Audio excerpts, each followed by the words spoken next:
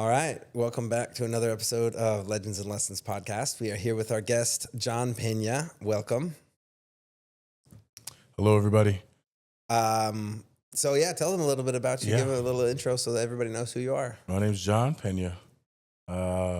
Originally from the Bay Area, California, by way of D.C., by way of New York, and landed in Dallas a few years ago. But born a son of a Mexican-American immigrant and a Mexican-American, born in America mother who raised me and as their only child in California, where, a lot of things in my childhood became lessons for me as I've grown up. But so starting off as the only child in the Bay Area in the 90s was sort of a touch point kickoff for the rest of my journey all over the country. I can't say I'm pretty well traveled, but who am I? I'm just a normal guy that has a long and track record of travels and education and experiences. But it all started in the Bay Area because it's super diverse, Mark. A lot of people from different parts of the world. Karl Marx said, "The world will meet in California." Did he? Specifically, Google it, pull Really? it up. Jamie, pull up Karl Marx quotes. There you go, Jamie. Jamie, pull up Karl Marx quotes about California, please. So you'll see Karl Marx said that that's because of what? What happened in California that the world met there? They met. Everybody met I know the together. gold rush That's happened. it. You got it. Mm-hmm. And that was around the time when Marx was sort of espousing a lot of his ideas, mid-1800s, 1849, I think, 49ers. But so that's history that's important for kind of who I am, because I'm like, John, you're from the Bay Area, but there's such a backstory to what that hub means of that As far as area and the diversity. world. Diversity, proximity to the coast, obviously, but not just for people, but for culture, history, music, civil activism. I can tell you, I didn't think my experience was abnormal growing up until I left the Bay Area. So as a kid, I'm sure you have a question about my birthing story, but as a kid growing up in the Bay, I had a neighbor from Vietnam, so I learned Vietnamese, and we owned a business in our community, and specifically the city's Hayward, California, right outside of Oakland, California. Oakland Raiders, Oakland formerly. We lost all of our sports teams. But it was a vibrant place to grow up in, and we were out. I wasn't sort of sheltered in the way you think an only child would be. It was very much outdoors. My dad was a merchant, so he was a janitor at night, but by day he owned a business, which was a flower and balloon shop called Balloon Creations for All Occasions. Small little 10 by 10 shop with piñatas, flowers, all this mix mash of stuff. But Nice. that was kind of what I grew up knowing. My dad came to California in 1980 something. He said he got to San Francisco specifically, and he was older. He was in his 30s. He was a cop in Mexico, Monterrey, Mexico, to be exact. He was the son out of 14 siblings. He was the oldest male. And my grandmother, with being completely illiterate, right, was, like they say in Mexico, se la robaron, or they stole her, or there was no mating courting process. An older man would come to the village and say, "Hey, father, I will take this burden of girl off your hands, and I'll pay you a dowry, right? I'll give you some goats and some money, and I'll take care of her." And so that was the story of my grandma, and she ended up having to resort to things to sustain her 14 children. Man, you can imagine what those things were. Just in the sense of survival mode, Of course. being completely illiterate. Yeah. So my dad was a shoe shine boy he dropped out of school at fourth grade, fourth year of any kind of schooling, to start being a shoe shine boy in Monterrey, Mexico, which is metropolitan urban Mexico, right over the border from Texas. And my dad always told me that being Mexican from a rural poverty versus urban poverty is mad different. Because in rural poverty is nice, chickens, and we might not have much, but we have family, little Yeah. house on the prairie type. But when you're urban poverty, Yeah, that's different. you got drugs. It's like today, the inner city is different. Rural poverty is bad, but you could argue, especially back in the day in Mexico, it was idyllic. Mm. Okay. Nice, everything was just, land, right? You farmed for what you ate. Okay. There was no, I mean, crime was like you stole my chicken, Yeah. Yeah. or some passion crime, right? But Hmm. nothing like economic crime, like theft or robbery. It's like, who are you? I know you. Why are you stealing from me? You live Exactly. down the Yeah. street. Our families have been growing up In a for city, yeah, I generations. know Yeah. you. In a city, it's random, right? Yeah. And so I my know. dad grew up in this context from a rural. They immigrated to the city. 14 siblings, 13 siblings. None of them, the pride that my dad has and my grandma's fight because she never gave away any of her kids. She kept them all. They all lived until adult age. This is a single woman managing how she managed, you know what I'm saying? From many different men who supported her, at least temporarily, and then bounced. But she was a very strong, bitter woman who died on my birthday, October 9th. And my dad, while there's a mix of resentment and pride there, it was like, at the least, we never starved. We never got sort of hurt and died or anything or abandoned. Like he had a lot of stories of that. Long story short, fast forward, and I tell this story about who am I and my dad because I think it's my last name is Pena. I have a lot of pride in that last name, and it kind of centers the rest of my journey in life is to exalt that name to the highest level it can be because we literally come from I wouldn't even say the dirt poor. Below what's below dirt? Yeah. Mud. Yeah. Mud. Below the Nasty, clay nasty beneath him. Yeah. above the nice clay is mud. It's nasty. And Mm. I would argue that having kind of just seen glimpses or previews of what that type of childhood looks like is dictate a lot of how my dad raised me. Although I kind of should have had more. I mean, I did have a lot of privilege. Don't get me wrong, considering in context, growing up as an only child. But my dad was working class janitor, right? He dropped out of school in fourth grade, but he managed to back in Mexico. At 18, he noticed a recruiter or somebody, or they were giving out free food to these to people. But the catch was sort of like it was a sort of police benevolent society or something in Mexico. He talked to one of the guys. He said, "How do I become one of you guys, a cop?" Right? He saw that they had nice. He said back in the day, cops used to wear their hats, the little cop hats, and that shows you that they command respect. Like that, all these cops running around here with no hats. That's why they get shot and disrespected. There's no. There was always a pride in my dad for they treat you how you look. You Mm. look like garbage. You could be a rich, educated man, but if you look like shit, nobody's gonna respect you. But Okay. if you're a impoverished man, if you're an uneducated man, but you dress nice, they might give you you might get a All word or right. two out before they dismiss you as There an you go. idiot. Okay. So back to he signed up. He lied about his age. He was really 16, but he said he was 18 and became a cadet for a police academy.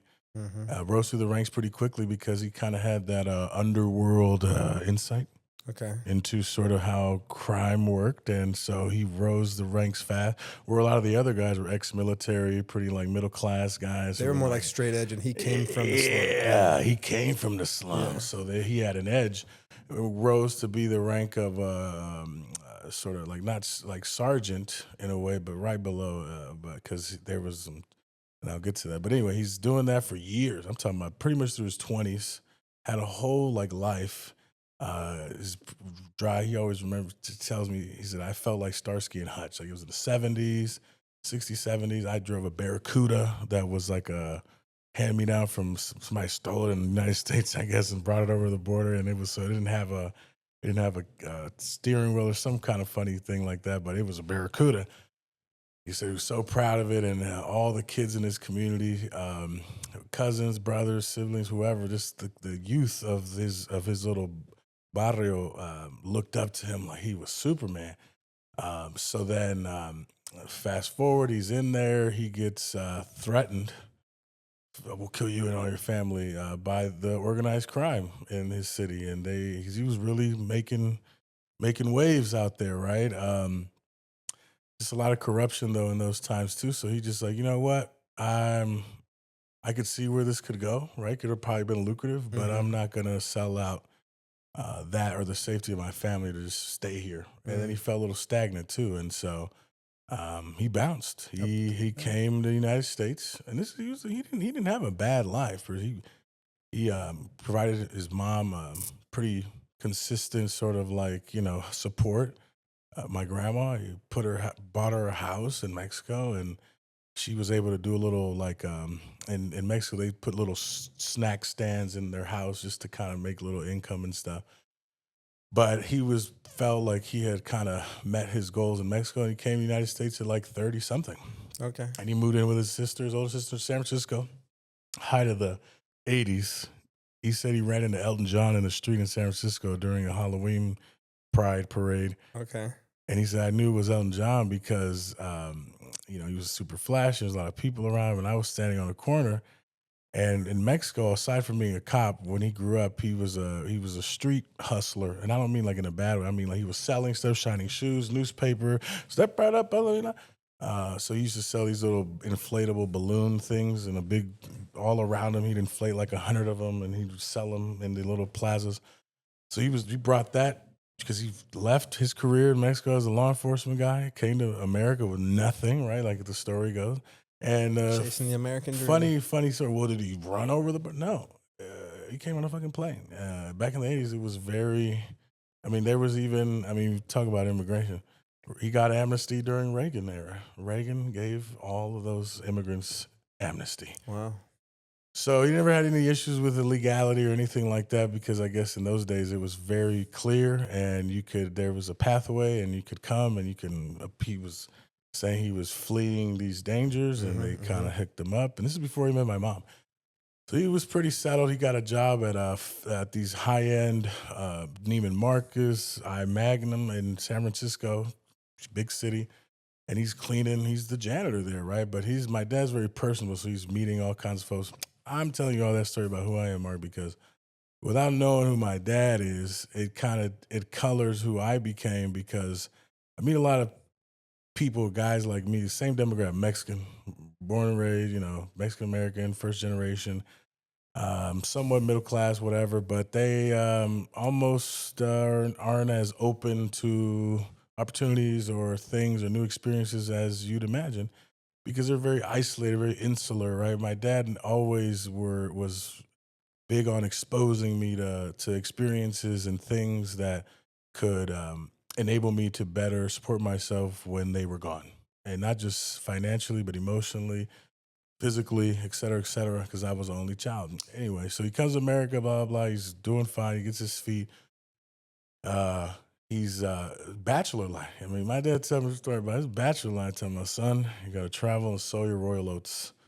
And I sure did that. But then in the 80s, everybody started getting this funny illness. And nobody knew what it was. And we know what it is now, especially in San Francisco. Literally, it's a funny story. It's messed up. But he's like, yeah, when AIDS started, I cut that off. Really? So I wanted to get, in a relationship, Yeah. monogamous. Yeah. Because it was scary, and it was like, we don't know how do you get it. And I was just the gay guys, but then the straight guys started getting it. Oh, For sure. shit. For sure. So then, he says it in a joking way, but I know I could tell that he felt like that bachelor life was going to catch up with him. I'd be worried too. It's Yeah, COVID, when it first started hitting, everyone's like, wait, where's it coming from? That's How do right. I not get Imagine this thing? AIDS, goddamn. That's what I'm saying. Like, no, I hear that Well, for sure. post-sexual revolution, right? Everybody was big on, once that Plan B pill came out in 1960-something, everybody started doing it. Anyway, going on tangents. He meets my mom through a mutual friend. My mom her story is she was born in Oakland, California, to Mexican immigrant parents. So that experience is unique because she's like, oh, you were born in America. You're an American. Well, they grew up distinctly Mexican back in the 50s. My parents are kids of post-World War baby boom. And in the 60s in Oakland, California, Black Panthers, Cesar Chavez, the music, Sly and the Family, CCR, Clearance Clearwater, Carlos Santana. I'm talking about, and my mom was into all of it. So my cultural sort of like color of just life and the things I'm interested in, the music I like, really started with my mom because she had a vast collection of records and she was just really I would describe her like a cool girl. She had a fro in the 70s, 60s, 70s. And then she always told me this story about when she was younger. She had 8 siblings, by the way. So 14 on my dad's side, 8 on my mama's side. Dang. So I had a million cousins. Only child, million cousins. Great childhood. Shout out to Torres Pena family. They met. They were both suspicious of each other. My mom was, she says, like getting up there, and they were both in their 30s actually when they met. So they were like ready to settle down. They met, went on like a couple dates, if that, and they used to go out. I'm talking, my mom had a mystery machine type van Uh-oh. with the couch and the frilly carpet with the fridge and the couch Wow. that Party converted into. bus. Wow. I grew up with party bus vans as a kid, but my mom really That's was the cool. one that was, man, when I tell you, so my mom tells a story about, she grew up in Catholic school. Her name is Margarita. What did they make her say her name was? Margie. My other auntie was Maria. She's Mary. Mm. Josefina, Josephine. Mhm. Guadalupe, Lupita. They made them the English and Absolutely. Americanized Catholic them all. church. Absolutely. So when I tell you it's Wow. Oakland, liberal town, San Francisco, it was still very much a product of those kind of that segregation, that discrimination in the 60s and 70s ish. Where especially it stood out to my mom. She's very traumatized about her experience in Catholics Irish school in the Bay Area, and they used to hit her because she didn't want to speak in English. Mm. And this is more United States, right? But they Yeah. only spoke Spanish at home, and so my dad was my mom's father, my grandpa was probably the closest grandparent I was close to. He passed, both of my grandparents. He came to the United States as part of the post World War II program, Bracero program, which was all the men were in war. They allowed certain numbers of immigrants to come and work the factories and the garden and all the things on purpose, like with these visas. Were opting to stay after. So he came in during World War II to work in a factory in the Bay Area. That's how he got there. He met my grandma, who was working in a factory too, canning factory. And Dole, not Dole, it was, Dole, I think. And so it was a big industrious town. They started having kids. My mom used to get beat in the Catholic school. They used to make her put her fingers like this, and they would put a ruler on her. She would have to walk in the whole class. So every kid in the class could hit her on the tip of her fingers with a ruler as hard as they can. Why is that? What'd she do? Because she wouldn't speak English, so she was super shy. She would pee herself. She was just very like. And how old was anxious. she at that time? Elementary. Oh, She said it traumatized the hell out of her. Yeah, of course. There was other personal experiences that she had that were negative as a child that she's still kind of dealing with. But overall, I'll say that, the experience that my mom had as a child and my dad had as a child, they always would tell me stories. Okay. So that's why I can recount that with such vivid kind of like imagination, because I do have a dream of one day writing a screenplay or script about story of my life, or just kind of a general story that fictionalizes or not, this story of triumph, but it's kind of this, and I wouldn't even characterize it as like a Latino from the grind movie, but more so like, what is this experience for our generation look like as millennials, who say, and how we're still kind of influenced by the things our parents went through, at least my parents. So now my mom's a teenager. She's doing great in school. She had a knack for numbers. She had a pretty progressive kind of like counselor in high school who said, you know what? You should apply to Stanford University, the Stanford, in the Bay Area. It's right there, down the street. She applies. She gets in. There's no FAFSA, though. She has 8 siblings. FAFSA, the free application for federal student aid. Do you think there was any funds for a Hispanic Mexican girl named Margarita Torres in 1971? No. I'm going to guess not. And Stanford was Stanford. Sure, it wasn't $100,000 a year, but it was still for sure private school money for college versus the community college. And she just remembers vivid, and I believe her in the sense that, why would she lie about something like that? But it was just like very common for folks back in the day to get achievement, but get slapped down by systemics, or I guess now we would call it DEI. I mean, it's still today, yeah. Well, that's why we talk about DEI debate. It's not about equity or kind of like giving somebody an unfair advantage because of their background, something they don't have any control over.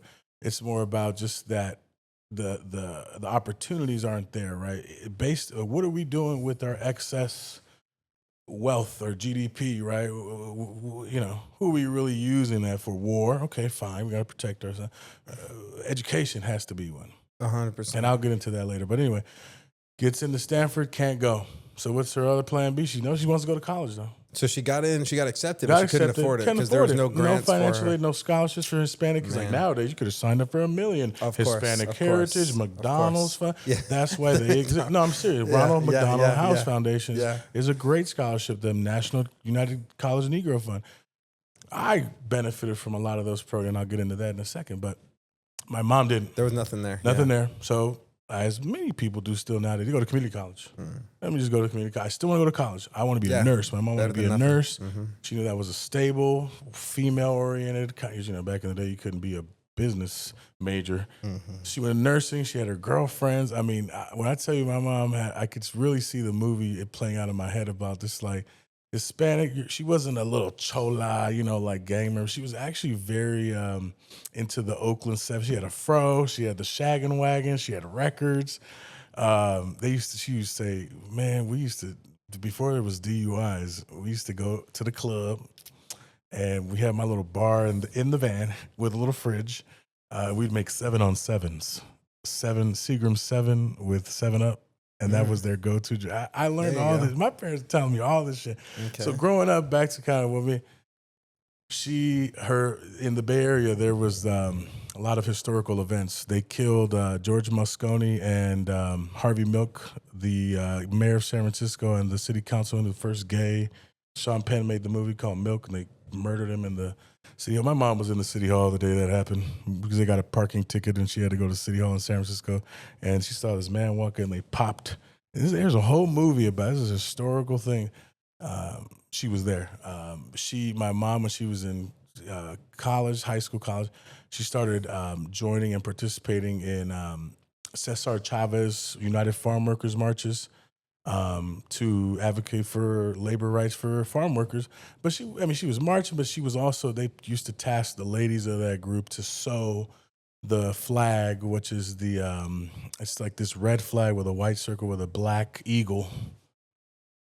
That was the flag of our, Hispanic sort of civil rights movement with Cesar Chavez and my grandpa banned her from doing that because he thought it was the Symbionese Liberation Army, which was on the news because they kidnapped Patty Hearst and made her rob the bank back in like the Manson era, kind of like post-hippie era sort of downfall when all the hippies were now looked at like weirdos or like occult members. So she was very active in all this activism, all this civil rights stuff. She was in college. She was out and about. She was meeting famous people now. Like she was like, yeah, Clearwater Revival, I want to know, have you ever? We're playing at my like prom down the street. Like, oh, there you go. Super historical. Anyway, then they taught me all these stories, and now why I said all that story about my parents, because now growing up, they didn't talk to me like a baby. We had whole conversations, and I think it helped my communication, my lack of, inhibition or shyness for talking, because my parents equipped me with these experiences that I guess they either didn't have, couldn't have, wish they had. They all gave to me. They poured it into me. So as you ask more questions, you'll kind of start to learn, well, what is it that they taught you? But growing up in the Bay Area, man, I tell you, it was I couldn't have asked for, it's a magical place. I hope I carry a little piece of that magic wherever I go. And it seems to me that I do, because when I see another kindred Bay Area person, we often can tell from across the room because the energy is just there. There you go. What's there your you other? Go. There you go. That's long-winded. Tell me about the earthquake. So 1989. It's the San Francisco Giants versus the Oakland Athletics World Series game. Game 5, Game 7. Jose Canseco, not Mark McGuire yet, but Jose Canseco. I think Barry Bonds already on the Giants. And it's the Battle of the Bay. It's the World Series, like, in the Bay Area. They call it the Bridge, My mom had 3 miscarriages before me. The last one happening, a year before I was born. Little sister who it was actually a full-term miscarriage. She got wrapped in the umbilical cord and Sheesh. passed. So it was traumatic. My parents thought it was over for them.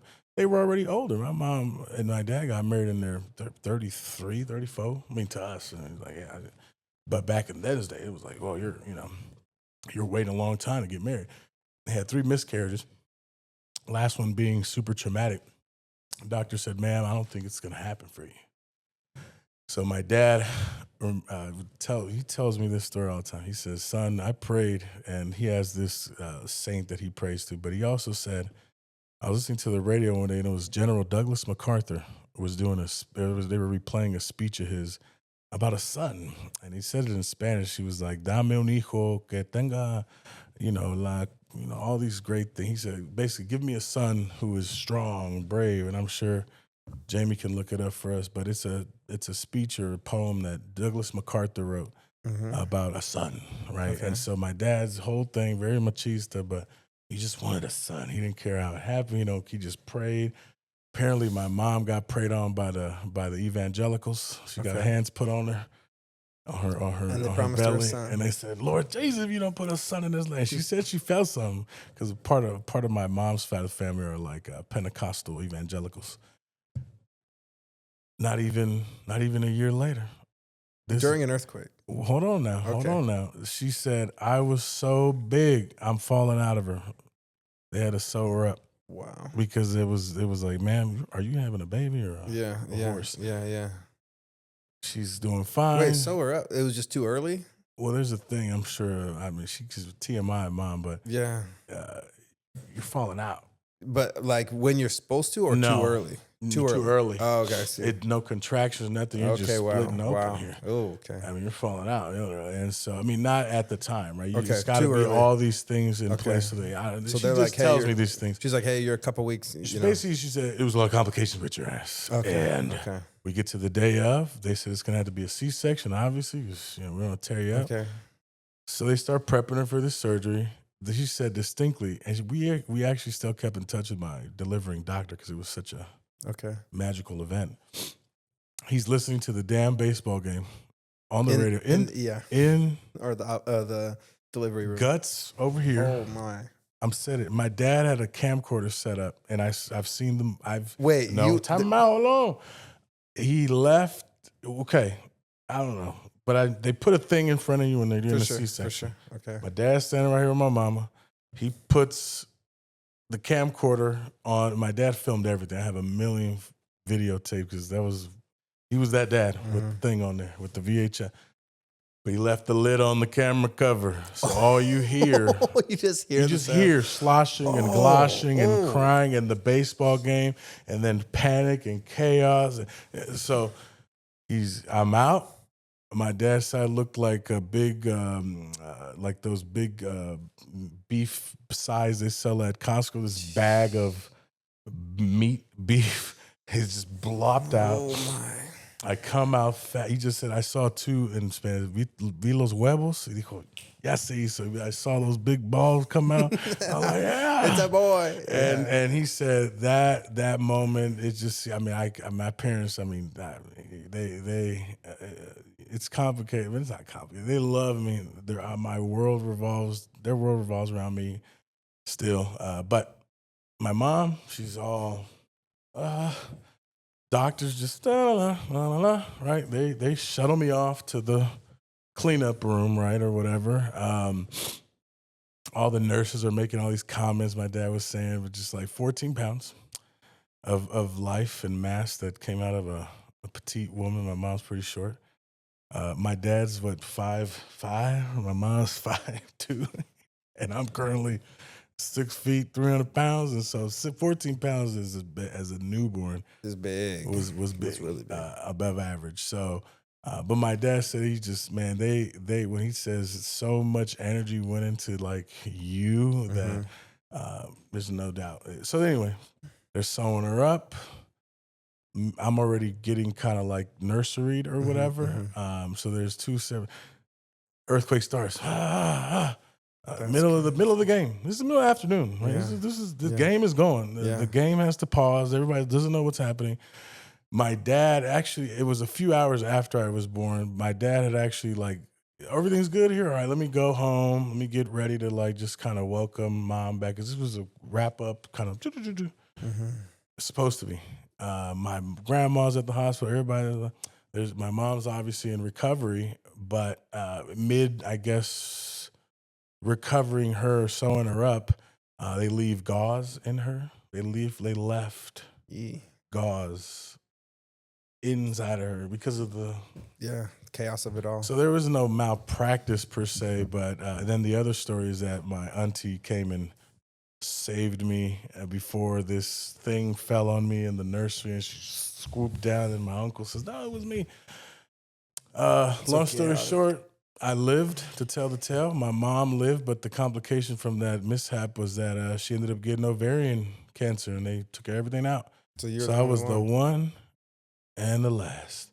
And I think what I just kind of always took away from being told a million times how special and how my dad always said, "Son, when you were born, the earth shook. So you're going to be great. There you You're going go. to be," in Spanish, it sounds better, but Come on, say it in Spanish. hijo, cuando tú naciste, tembló la tierra. Vas a ser grande. Basically, you're going to be big, literally and figuratively. But, that all metaphors into kind of what's on my bio now about shaking shit up and, whatever the status quo is, Positively whatever, disruptive. all Yes. of it, man. And that's how I've connected that kind of thread line, the storyline through everything I've done personally, but even the experiences I have, how I show up, my personality. It's always been a very much energy of an earthquake, kind of like moving mountains type thing. And yeah, that's kind of that earthquake story. And I always start off any kind of like keynote I'm doing or a little public speaking event is to let them know a little bit of sense of what my personality was. It's not every day somebody from an earthquake is born during it and then lives to tell the tale, let alone have, that kind of a theme going on throughout their life. So I good love it. question. I love it. Wow, what a story. Okay, so you Mhm. came into the world with a bang. And then, yeah, so you grew up in the Bay, Mhm. but then time to follow in mom's footsteps and head off to college, and you go to Howard. Only child of a Mexican family does not leave home Mm-hmm. when it's time. They either stay there or you go local. College is always on the table. Mm-hmm. But I go to Howard, or I go to DC, Yeah, why? How Washington, did you go DC. from the other end of the country In there? 11th grade. So I grew up, like I said, I'm in school now. I'm in baseball. I go to Disneyland once a month. I'm privileged. But on the other side of that, we're working class people. Both of my parents worked. I was a latchkey kid, AKA, don't open the door for anybody, goddamn it. Don't answer the phone. You know what I'm saying? Mm-hmm. Stay your ass. Don't turn anything on. Mm-hmm. But I became very adept at making dinner, doing my own kind of like raising, not You were in a bad independent, yeah. way, but I learned all the skills to take care of myself pretty early, without kind of being neglectful on my parents' end, right? But we had systems and we had things, and yes, I'd go over the neighbor's house or whatever to watch me for a bit, but as I got older, by older I mean like 10, 11 years old, I was, here are the keys, don't turn shit on, don't light shit on fire, don't do anything bad. And then my dad would leave to work about an hour or two in between. My mom would show up from work. So my mom worked days, my dad worked nights. Beautiful marriage of Howick, and they've been married 40 years almost, so more than that. But Howard, I went to high school. I excelled, was in the gifted and talented programs and all this nonsense. And I was in the Upward Bound program when I got to middle school, high school. So they started taking me to trips to UC Berkeley, and my auntie worked there. And I had one cousin that went there and studied optometry. And so I was exposed to college and high, UC Berkeley. And so it wasn't foreign to me, this idea of college. But then my junior year, I got nominated to go to this National Student Leadership Conference. It's a summer campy thing in Washington, D.C.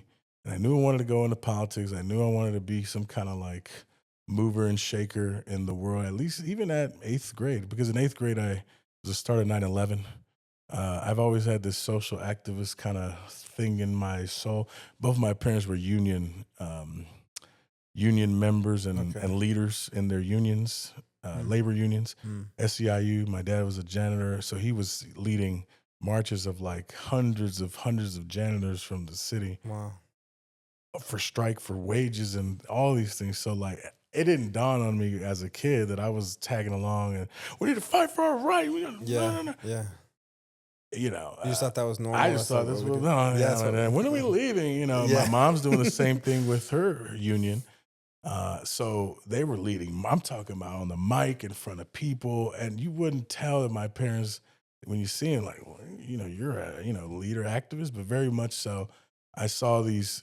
I was exposed to these things. So I met Angela Davis, who was a Black Panther revolutionary philosopher, like eighth grade. She signed her autobiography for me. She was on the FBI top 10 most wanted list Wow. by Ronald Reagan.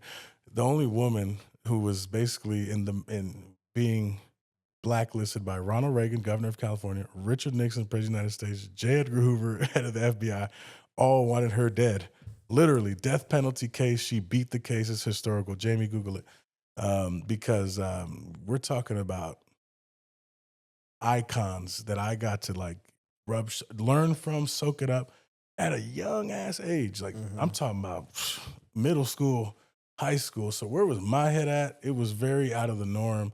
But luckily, I had a good group of friends that we all were into the same. Yeah, I was into the normal things in the '90s: yo-yos and razors, scooters, and Nintendos and PlayStation and sports. But in terms of what I wanted to do with as an adult or in the future, it was going to politics, become a leader, and I was drawn to it. I wasn't shy. I didn't mind grabbing the mic or telling everybody to like listen here, you know. They took me on this trip. I went to DC. It cost like what $2,500 for this week long thing at American University. I was in 11th grade. I was 15, going on 16. And I get there because my cousin, good timing, bad timing. My cousin went to Iraq, Operation Iraqi Freedom. Wow. Stepped on an IED, or his Hummer did, both legs blown off. So he's at Walter Reed Medical. So this is start-ish of the war. Everybody's devastated. Oh my God, shrapnel all over his body. Yeah. Wow. But he gets adopted by the Wounded Warrior. So I land in DC. His wife, my other cousin, picks me up. We go see him. He's still recovering, but he became a Wounded Warrior kind of organization person. He's on the commercials now, Christian Valle, and so I went there, but I also went for this program. But my mom I was like, well, first time on a plane, I didn't even have a suitcase. I had my stuff in like a black garbage bag, very, very ghetto. But I didn't give a damn. And one thing about me, I never give a damn about. I'm a fat guy that takes his shirt off in the pool. I don't give a damn if I got a hole in my sock, because to me that like my dad said, it's visuals. But as I've grown up, I've noticed that people that sometimes present to know a lot don't really know that much. It's the commoners, people, and that often have the most genius or the most just creativity. But anyway, I go to this trip. I find myself surrounded by a lot of, how do I put this? A lot of kids from what's that prep school back east where all the presidents went? Prep The school? Groton School or the Green Day or Okay, a bunch of preppy like, kids over there. But I'm Yeah. talking The elites. elites, Okay. Louis bags. We would go to like a trip or like some kind of gift shop, and they were buying like, hey, let me get 2 PlayStations and can I get a keychain and an eraser? It was very alarming because not alarming, very interesting. Because then I saw, okay, here's what the game really is. Let me interact with these kids. None of my friends were like that. I went to school with white kids. I didn't go to all black. That's again back to the Bay Area story. I had white friends, Indian friends. I look Samoan, but I'm Mexican. A lot of Polynesian friends, Asian, Southeast Asian. Um, Obviously, every country in Latin America, you can't just say we all Mexican, right? And Salvadorians didn't like the Peruvians, and the Peruvians didn't like the Tongans. I swear to God, there was battles and fights. There was also a lot of trauma there. I grew up. I'm not being dramatic when I say I've probably been to 24 funerals for friends, family members, young, murders, tragedies, mostly because of the violence. I mean, I grew up in a very violent context. gang violence, mostly. So as a teenager, a lot of the trend was to get your friend's picture on a shirt, rest in peace, and they have clouds behind them or wings or something. It was almost a fashion statement, but a lot of the people that I grew up with, I'm talking middle school and on, very common, very common. I wouldn't say I grew up in the most, ghetto is ghetto, but it was definitely, there's norteños and sureños, it was the red and the blues, all Mexican. My dad owned a business. I remember him beating the shit out of one of the gang members that graffitied the side of our business, Mm. and he caught him red-handed. And my dad literally beat the shit out of him. My dad's very aggressive Mhm. physically. I mean, he was a cop. He was You know, raised in but when in I the tell you hard he time. blinds out and Mhm. attacks, he beat the shit out of these gang kids and he died for him a job. It was very crazy. Oh, I mean, wow. classic, Hey, don't do that again. But learn your, come in here, you do something better with your time. All in Spanish. I mean, I swear it's a movie because it's classic. And our business was kids in a way because we also used to sell at festivals and fairs and all this stuff. Toys from Made in China, not anymore, but balloons, little Mylar balloons with Pikachu or Hello Kitty, hundreds and hundreds of them, very visually impacting, very colorful. And who are we surrounded by? Kids, because we knew that was a great market. If a kid goes to their mom, Mom, I want this, 9 times out of 10, they'll say no. I just need you to say yes once. And it's just like, Mom, it's only $5. Give your kid this dose of happiness. You got $5. Yeah. That beer cost you 20. Mhm. I knew the pitch for sure. But anyway, I go to DC. I'm surrounded by all these bougie kids, and they take us on these college tours to go to GW, most expensive school at the time there. Nothing particularly interesting other than that it's in the middle of the city. There's no campus. It's just all these buildings, and you're right next to the State Department and all these places. So Okay. that's the draw there. Georgetown is Georgetown. Mhm. Old, Catholic basketball, but otherwise preppy and very unwelcoming Okay. to this group of bougie kids. But to me, it just didn't feel like college per Okay. se. And I don't know what image I had in my head, but I had some archetypes, but not too many. Okay. And I get to Howard University. And then we were staying at American University, which is this other one. But Howard University, Howard, I've never heard of it. But I mean, without describing it in too much of a stereotypical way, it's on the black side of DC, and by black side, I mean it's not in like Capitol Hill or near the White House. It's uptown. It's up Georgia Avenue. And then I wasn't aware of all that history in DC. And I'm 16, 15. I go there. I feel like I dropped in. I just best I describe it like Black Hogwarts. I swear to God, it was like a professor that looked like Black Dumbledore. I mean, I'm talking about robes with like a staff with like Wow. the African ankh in it. Wow. I'm just like, damn, like this is Mhm. dope. This is different, The yeah. fraternities and the sororities stepping and strolling on the yard. There was life. It was just like more warm. Not that you go to college Felt looking more for that. welcoming. I mean, okay, warmth, schmorth. What's that degree worth? But at that age, I didn't know. But I was just going with what seemed cool and what seemed lit.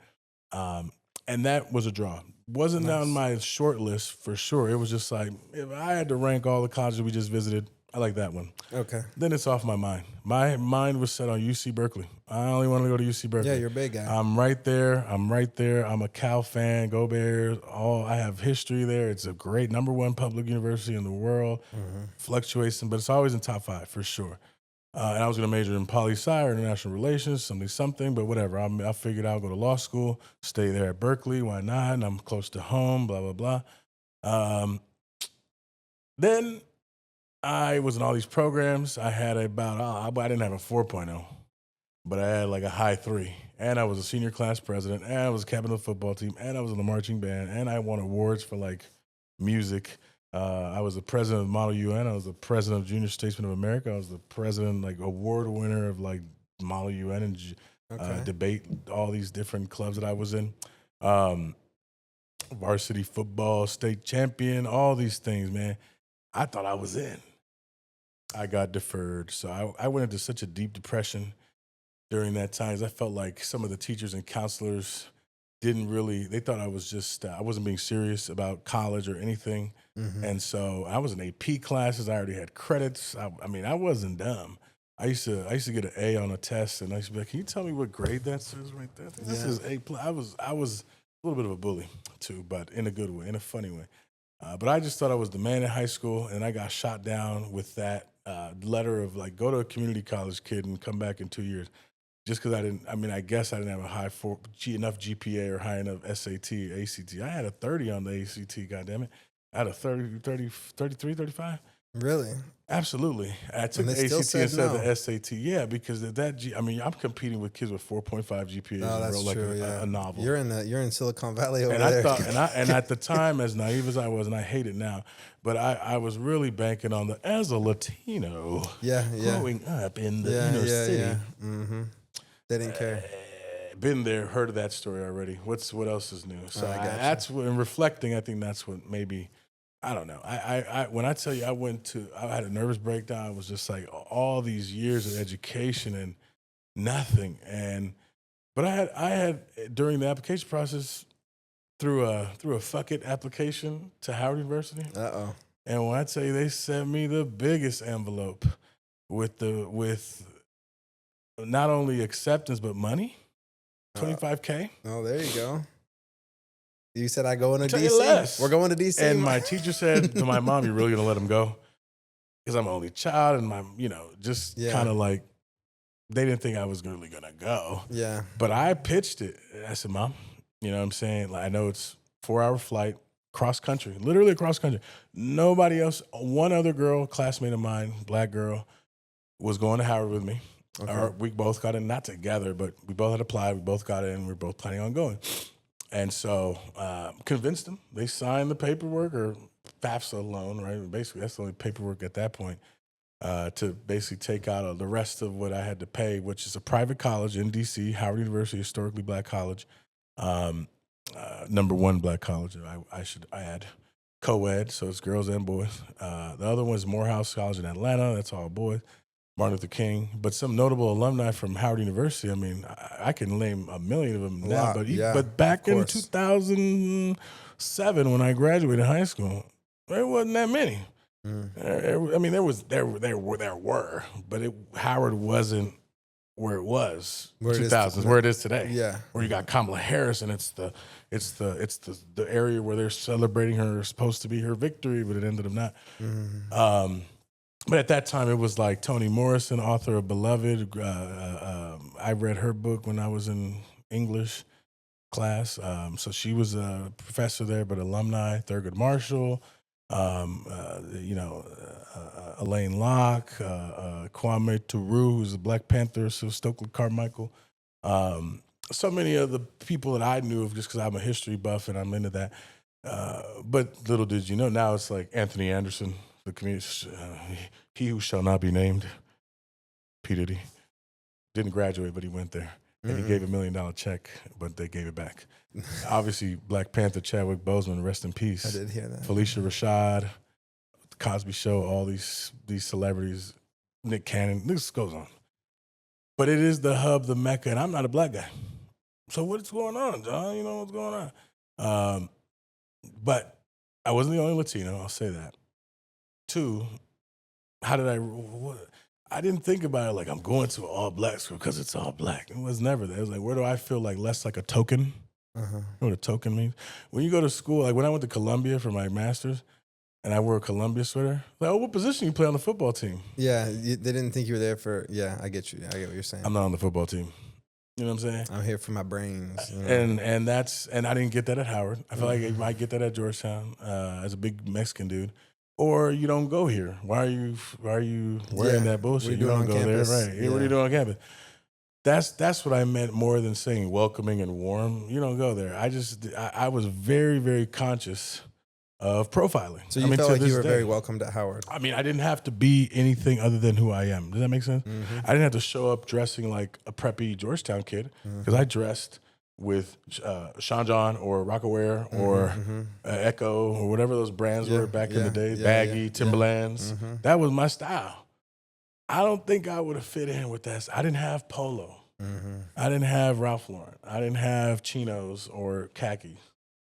Not that was the dress code. Yeah, for but sure. I walked around campus when I was there, and I'm like, And I looked like I didn't fit in my Timbs Yep. and my baggy jeans Yep. and my tall tee 4 or 5. Remember? Yep, and my tall tee. 100%. That's 100%. how. And I have So look how at would my you fit in? Instagram, my Okay. Facebook. That's I did not, and my big sunglasses never came. And I used to wear rings and big chains when I was in. And what about Colombia? Did you feel like you Same fitted to shit, Colombia? man. Same shit.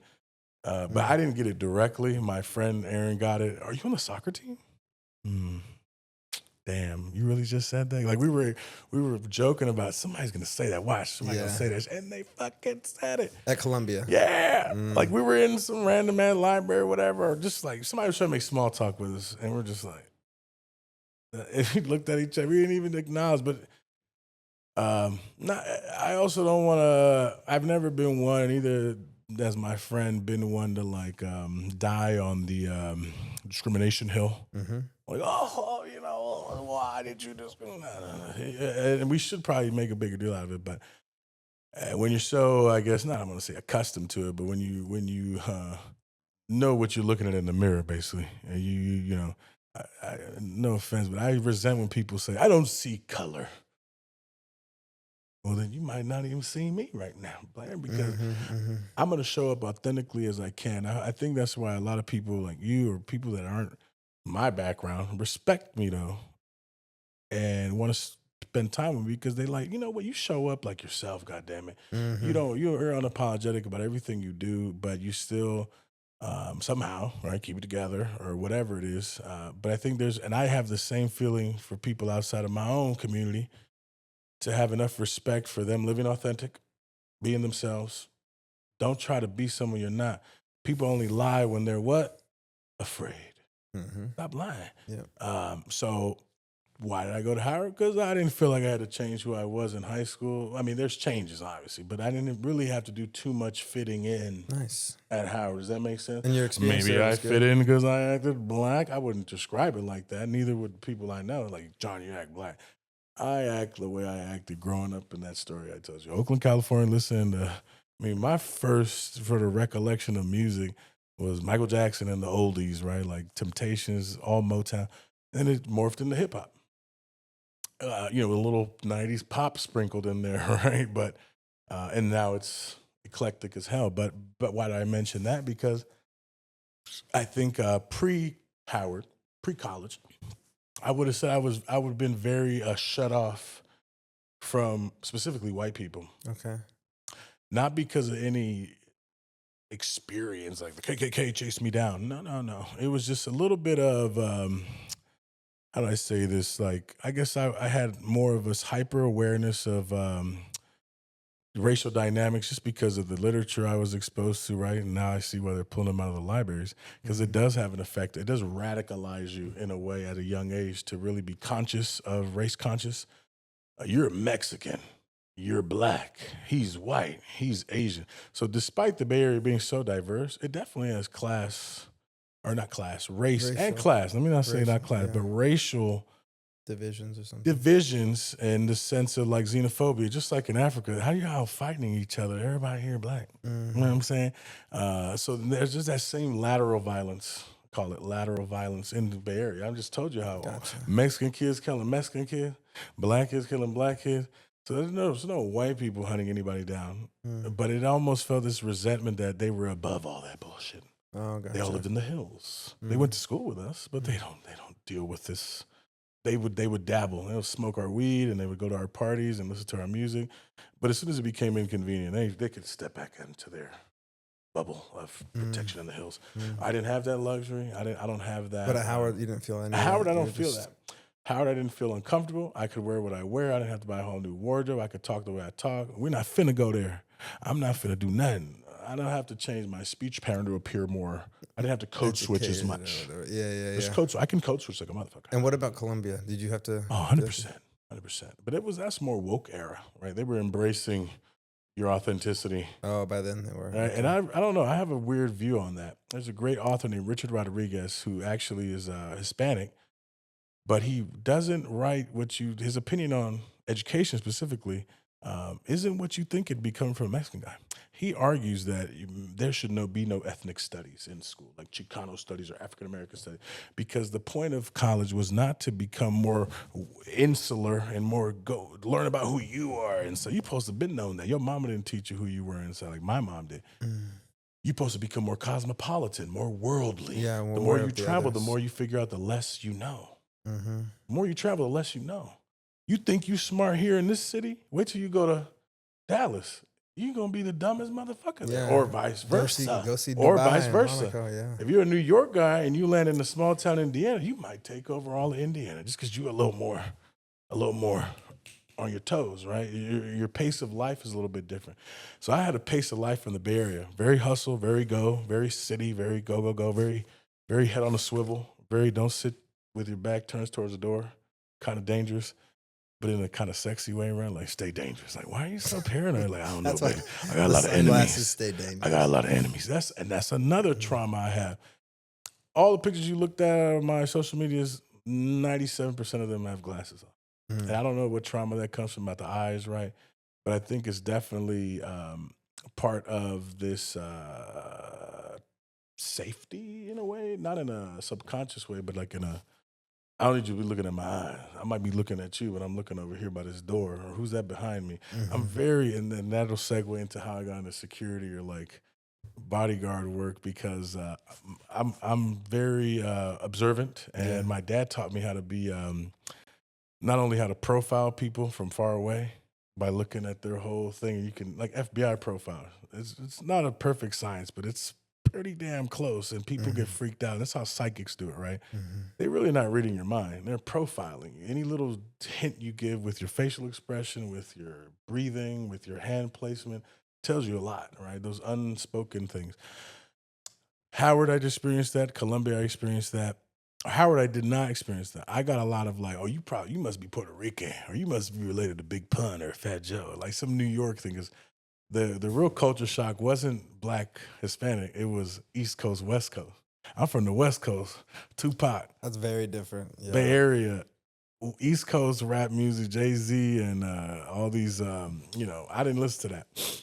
So you had a lot of people like, dead ass B, I'm dead ass. You wildin' B. And I was like, what are you saying? And I came with a lot of, bruh, what's going on, bruh? You tripping, bro. Like that's how but that was more of the culture shock. And I started adapting a lot of that. So I started wearing a lot more polo. They had guys named Lowheads. Ralph Lauren polo, you go starving before you couldn't get you a new polo outfit.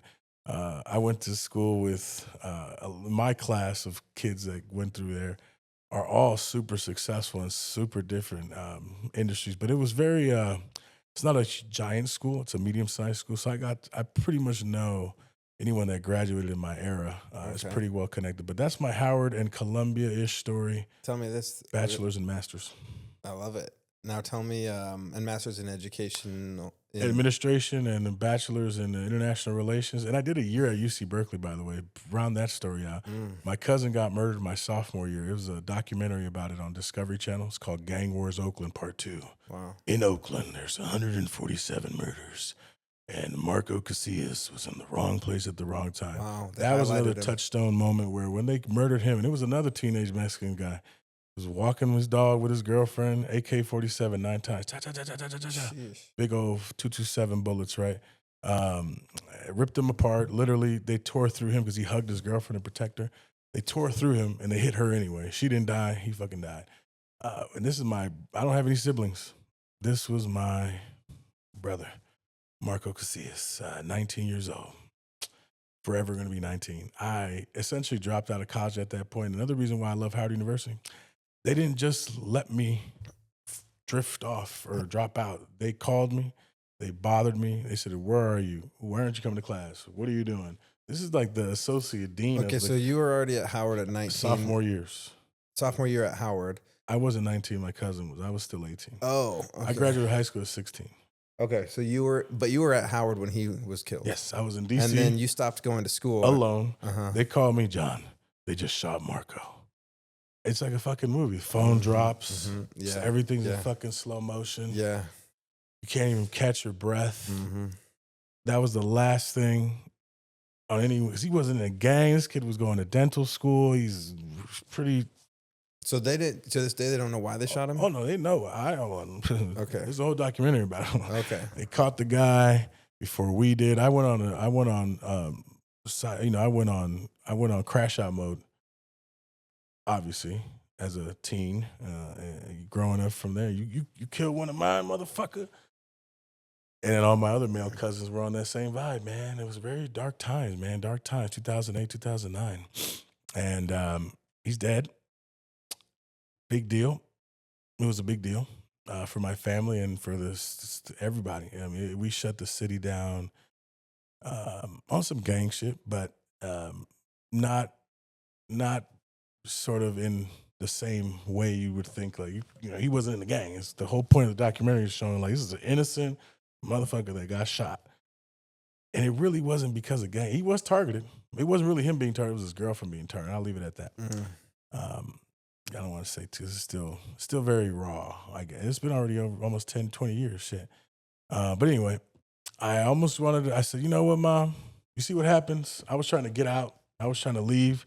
And now it almost feels like resentful. My auntie, his mom, was saying, yeah, at least you were able to get out and leave. And that was the whole theme of them being interviewed for this documentary. It's a legit Discovery Channel documentary. It was stupid. It's very dun in the streets of Oakland. I hate that, but it's very, it just, that's how much of impact, I guess, that it wasn't just another kid getting shot. That happens every day. There was a high murder rate that year in Oakland. And when I tell you, I feel so comfortable in Oakland, I never get fear of anything happening to me. But ever since that happened, right? And I'm talking about my dad got shot at, not but like they were fucking with him. Exposed prostitution. I mean, I have been exposed to everything from a young age, but not in like an enticing way, but almost like an oh shit way. Wanted to leave. I didn't want to go to school anymore. Fuck this college shit. It's too far. It's too expensive. I don't want to do it. I'm not into it. I'm not motivated. I just want to crash out. I want to smoke weed. I want to do everything. And my cousins were all basically saying, "Nah, man, you can't do that." But Howard University called me, and they said, "Hey, we have an exchange program with UC Berkeley. There's kids that want to go here. And you obviously, I had already signed up for study abroad in Mexico, by the way, and I had to cancel that. So before they let me drop out, I did do a little time. Well, they said go ahead and go there a whole year. They extended this. It was only supposed to be a semester. I didn't have to ask. They were like, you know what? You want to stay another year? I'm home. Like I'm home. Like my home is 30 minutes away. My mom would come pick me up. I needed that. I needed healing. I needed to heal, man. I was very broken. And I didn't know where I was going. I politics, and at that time, my freshman year, I was already on Capitol Hill. I'd already interned. I was already rubbing shoulders. I was already in the not in the White House per se. I went there later, but around it, I was in the halls, working and trying to get in the door. But then I was like, look what I'm going through, right? And look who I'm trying to be. Why am I trying to be this politician, this person that Howard very well teaches you how to become a token? Does that make sense? Like they know you're going to be one of the first or whatever's because that's and they sort of train you in an indirect way on how to present, how to be very scholarly, how to be very thorough, how to be very attention to detail. Oh, they even make you take a swimming class before you're able to graduate because who has the highest incidence of drownings? Black people.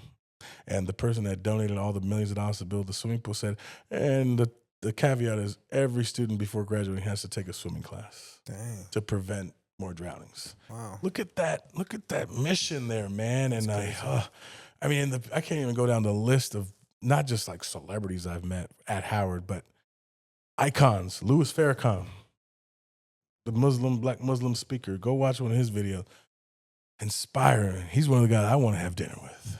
I mean, the leader, the guy who arguably might have killed Malcolm X, but arguably one of the most dynamic leaders of an entire, the Million Man March was led by him in the world. Him, I just can go down the list.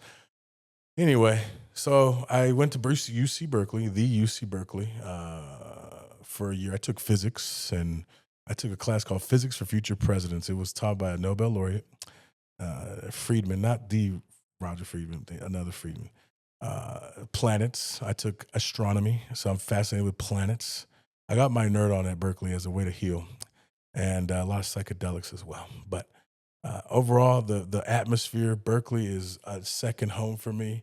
The school, I put it on all my thing. I rep Berkeley 100% because there's so much history that of my own, and then it just created a space where I can still learn. And for me, learning isn't a task. I love doing it, so going to school didn't seem like a chore or a task. I wanted to. That was an escape for me. I didn't have to deal with the bullshit of the home or the streets or whatever. I could just be at Berkeley and talk about the essay and talk about going to section or going to lecture. And it was crazy how I had a lot of Asian friends who you would think, right, are, I went in with this complex, but not really. Everyone's going to be smarter than me here. Everyone's going to know more math than me. I'm going to be the dumbest guy in class. Yeah, partially true, but they're not good at all the subjects. So I had a lot of friends that were I was it was so funny. I was on my off weekends, any off time. Never went on spring break. Never went on vacation. Never went to MTV spring break or nothing of that during college. I had to go work with my parents at the flea market or selling stuff in the streets because it was the middle of the recession. Man, you don't remember 2007, 2008, 9, 10. The whole economy collapsed. I got an internship at the White House. So I finished my year at Berkeley. I come back for my senior year. I had already applied, got in to the White House internship. Barack Obama, yes, we can. And I was there for the inauguration too when he got inaugurated at Howard, 2008. My president is black. My Lambo's blue.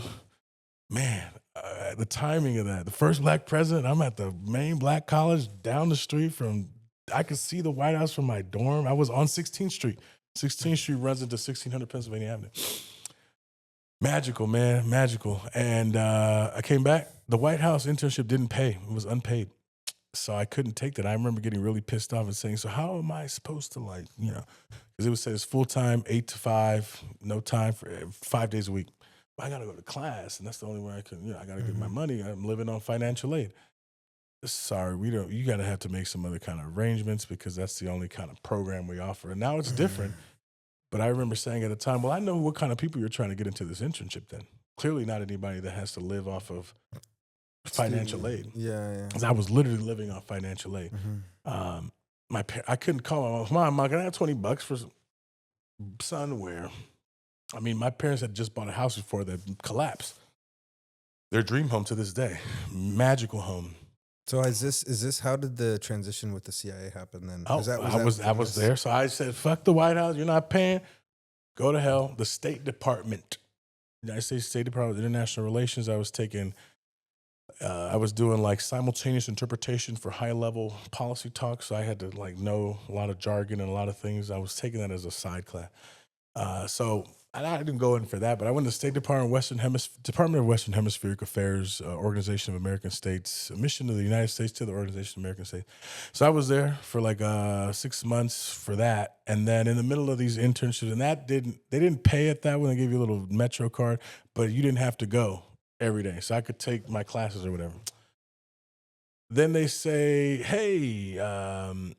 They would have these intern luncheons and whatever, and one of those was from the CIA, who was recruiting, and they were taking interested people on a day-long sort of tour / thing if you wanted to go. So we go to Langley, we get on a bus, they take us to this little when you go into the CIA, there's this little mobile trailer thing, and you go in there and there's lockers, you got to put your phone, you got to put your keys, you got to put everything in there, and you get back on the bus.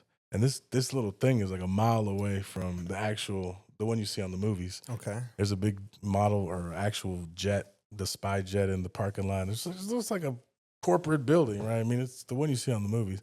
But we go into their little amphitheater. It's right off of that little entrance lobby that's in all the movies with the big CIA logo in it. And there's this book on the left of it with this eternal flame for all the agents that have been killed in the field. And what's crazy about it is even in death, they can't reveal their identity. So they have little crosses as their name and their country that they got killed in. But anyway, they broke down to us the different agencies within the agency. There's the uniformed CIA, there's the security. Then you have the presidential briefing team. They only work on the presidential briefing. And then you have the clandestine service, right? Which is clandestine service. You're an agent. You're out there. And they had openings at all three, whatever one you're interested in. And, it's like really a desk job, pseudo security job, and you're in the field, you're in the streets, Afghanistan, and again, and so I signed up. I wanted to be in that presidential. I'm like, well, I'm sure in one of your little obstacle course, you got this big wall, and I don't know if you've seen the movie Major Pain, but he can't quite get up over that wall, And I don't know what I was doing, but I was like, what, I'm gonna start off over here, and so I started trying to become an analyst, what they call it, analyst. But it seemed very like what's it called, accessible, because all the other people I looked at in the room looked like young 20-somethings, and nobody particularly, crazy. There's no James Bond walking around here. It just looked like, just from appearances, right? But obviously, these are very smart people, and if they're recruiting out of the State Department, one of the main reasons is because that's the number one cover for the CIA is State Department officials and media. So the little insights I got from that experience, and then it translated into like a month-long thing where it's really like there's phases to how they become an entry-level thing, where once you become an intern there, entry-level, you pretty much use that and then catapult into some other industry where then they can use you as a cover and be like, okay, you're here. But you're going to go back to school and go start studying X, Y, Z. Gotcha. So it didn't really seem like it was going anywhere. But the main reason I didn't stick with it is because I don't know if I got too caught up on this. I didn't feel like I fit in, man. A lot of guys that look like you. Corn-fed Nebraska white guys. A lot of Mormons, as we've talked about before. And the guys that went to Georgetown is what. That's what I'm talking about, boy. Yeah. And those are some crazy motherfuckers. I obviously felt more mellow than they were in terms of what they do when they're off work. They used to tell us not to wear our badges with our little security clearance with our picture on it, because you're going to see you in the street, they're going to kill your ass. Yeah. And what did everybody do? They had them on at the happy hour, like, did I have that thing on? Silly me. Yeah, and because you could tell from far away. And then the people that knew would roll their eyes, but there was always the culture of young college entry-level interns, entry-level young 20-somethings is horrible in D.C. I mean, it's horrible. It's nasty. It's depraved. Everything you'd imagine anything with college-age kids being, it's very much that in D.C. And that exposure on all levels, CIA, State Department, Congress. The worst is probably Congress because everybody and their mama works there. State Department, you get a little more international, right? Everybody from everywhere tries to be there. And the CIA is just country fair white boys. America, fuck yeah. And a lot of scotch, whiskey, and cigars. And a lot of other stuff. But that's the segue in government that once I got to that point, went back to the State Department, worked the rest of my senior year there. And that's probably going to lead you to how I got into education, man. Yeah, I was going to ask about education. Before I did that, talking about the CIA, I wanted to hear a little bit, just a short snippet on your time as a security, as some bodyguard action, some security action, some. Well, it's always crazy. I think it's a serendipity, or what do we call it? Synchronicity. There you go. I always find myself to be like left alone in a room with somebody prominent for some reason, just randomly. Okay. Like I'll look over, I'm like, holy shit, is that? That is that. Is anybody else saying that? I'm the only one that right now. And then I'll run up and be a groupie and take a picture or something, which is why you see all these pictures on my social media. But in college, I didn't really realize I had the body for being that. But I definitely had the head on the swivel. But mostly it was here in Dallas that I really did that for about 5 years, like solidly. And it just kind of kept building up from starting off and like being mistaken for the bouncer at a club. Like, here's my idea. I'm like, no, I'm not the bouncer. But then I was like, you know what? That would be probably a very easy job. And I see how much back ends these guys are getting at the door. And I see that it's probably untaxable income.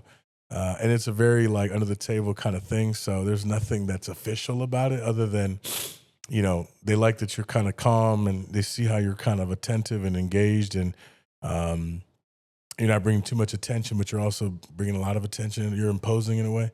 You have presence. That's one thing people always say, John, you're a lot of presence. I don't know what it is. You're just calling me fat, isn't it?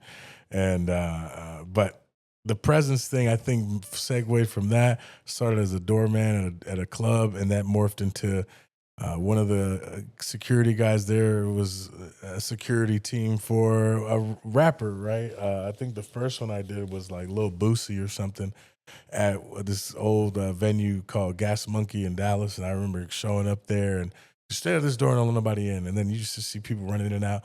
That morphed into like, man, I'd say about a dozen shows that I did as a kind of freelance personal protection, armed or unarmed. But I used that experience to kind of color like, I have this protective nature about myself. I always want to make sure people are okay, and I can't help but feel like I probably could take a few bullets before it takes me down, right? Like 100 guys versus one gorilla. There you go. That's becoming a big headline right now. Check on the gorilla.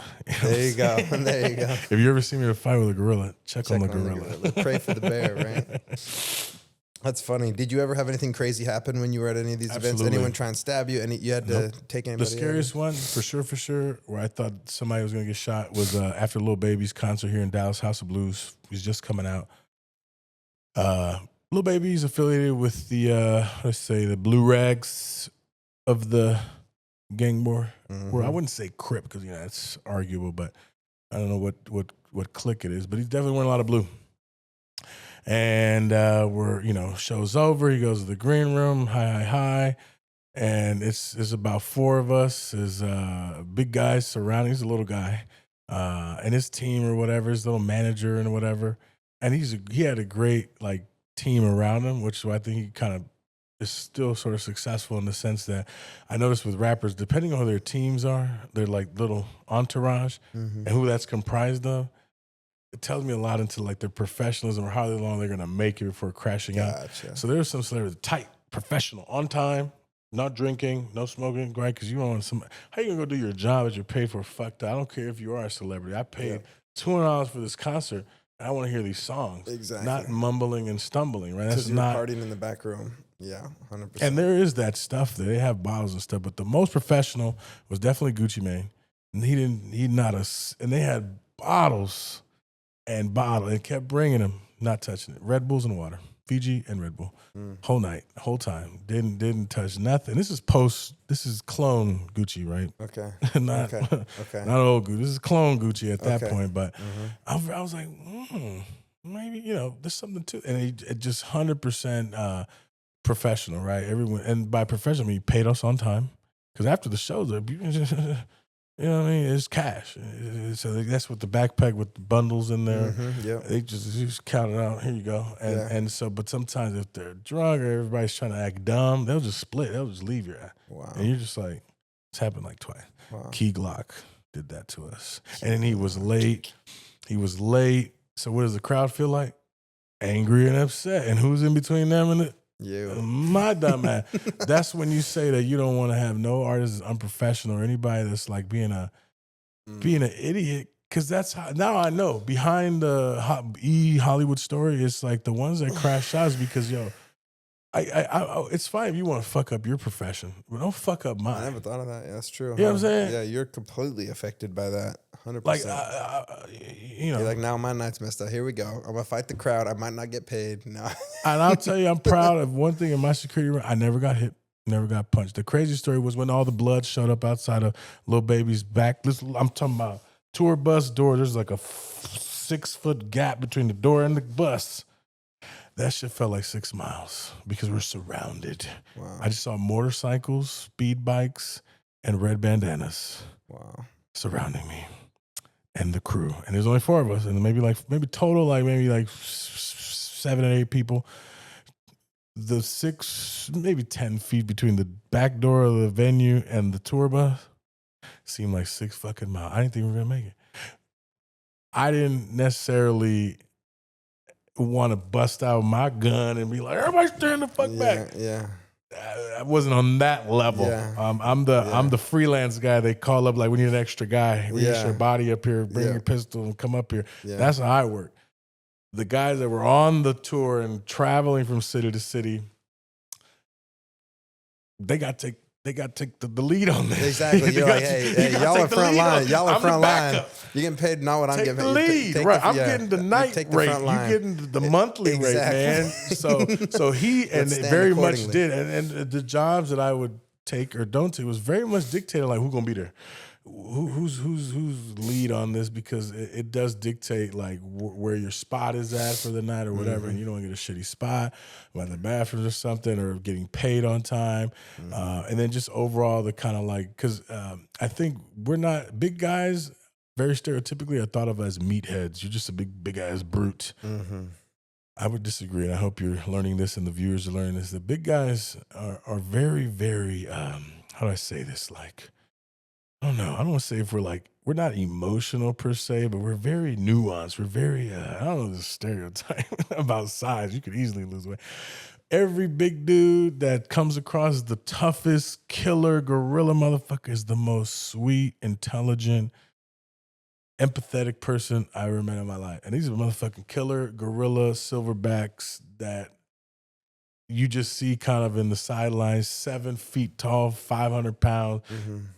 And when they're in front of kids or with their dog or with anything, and even when you're with somebody that's a celebrity, a lot of those movies, you're those little behind the scenes things you see where they're very alone. They're very like, after the concert, like, nobody loves me, but everybody's chanting your name. It's very true, which is why I know one of my friends is still a bodyguard for NLE Choppa. His name is Paul, 5-star. Shout out 5-star. He kind of put me on for a couple shows with Young Dolph before he died. Rest in peace, Young Dolph. Very traumatic for me.